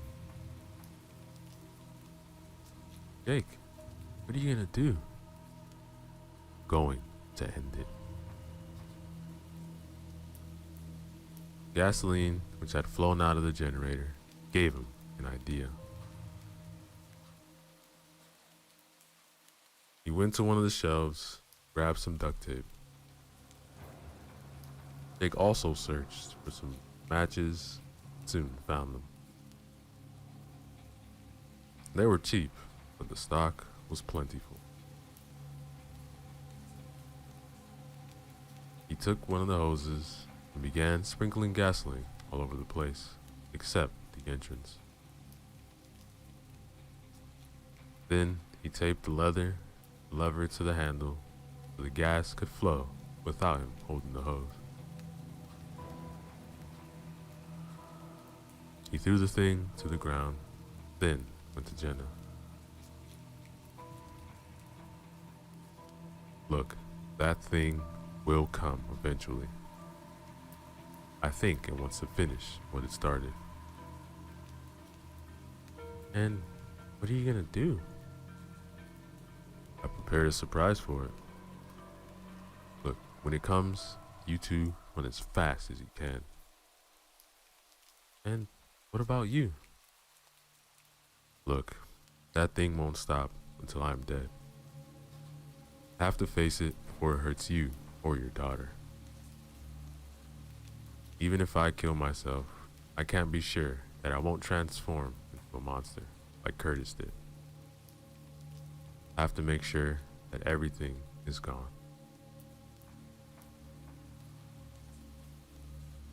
All right.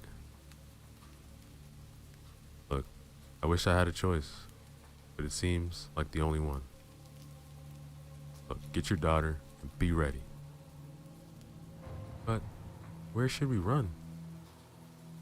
Away from the monster. If you have to run through the woods, do it. Don't hesitate.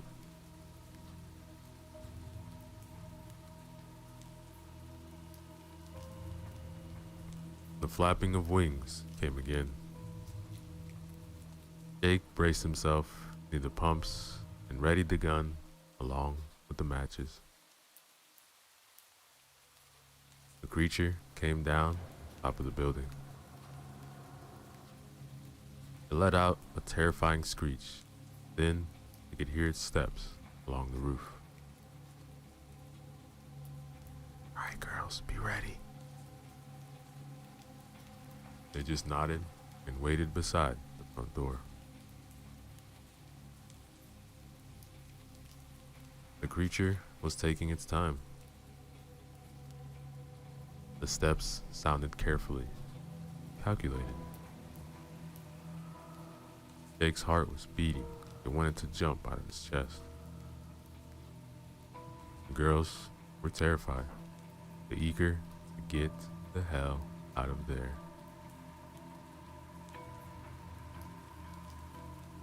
The creature jumped down the building beside the girls. They both screamed and ran. But when the creature wanted to dart after them, Jake pointed a pistol at it and began firing. Hey, here I am. Come on, come and take me, you ugly bastard. The monster turned and stared at Jake with its red eyes. This was when Jake really understood what had happened. Not only had it had something to do with him, it was him. All the grief and pain he had felt since the death of his wife and his son came to life somehow. The monster had wanted him here. This is why the lights were still working when he had arrived. It was playing with Jake. It was feeding on his guilt. Jake didn't understand how this was possible, but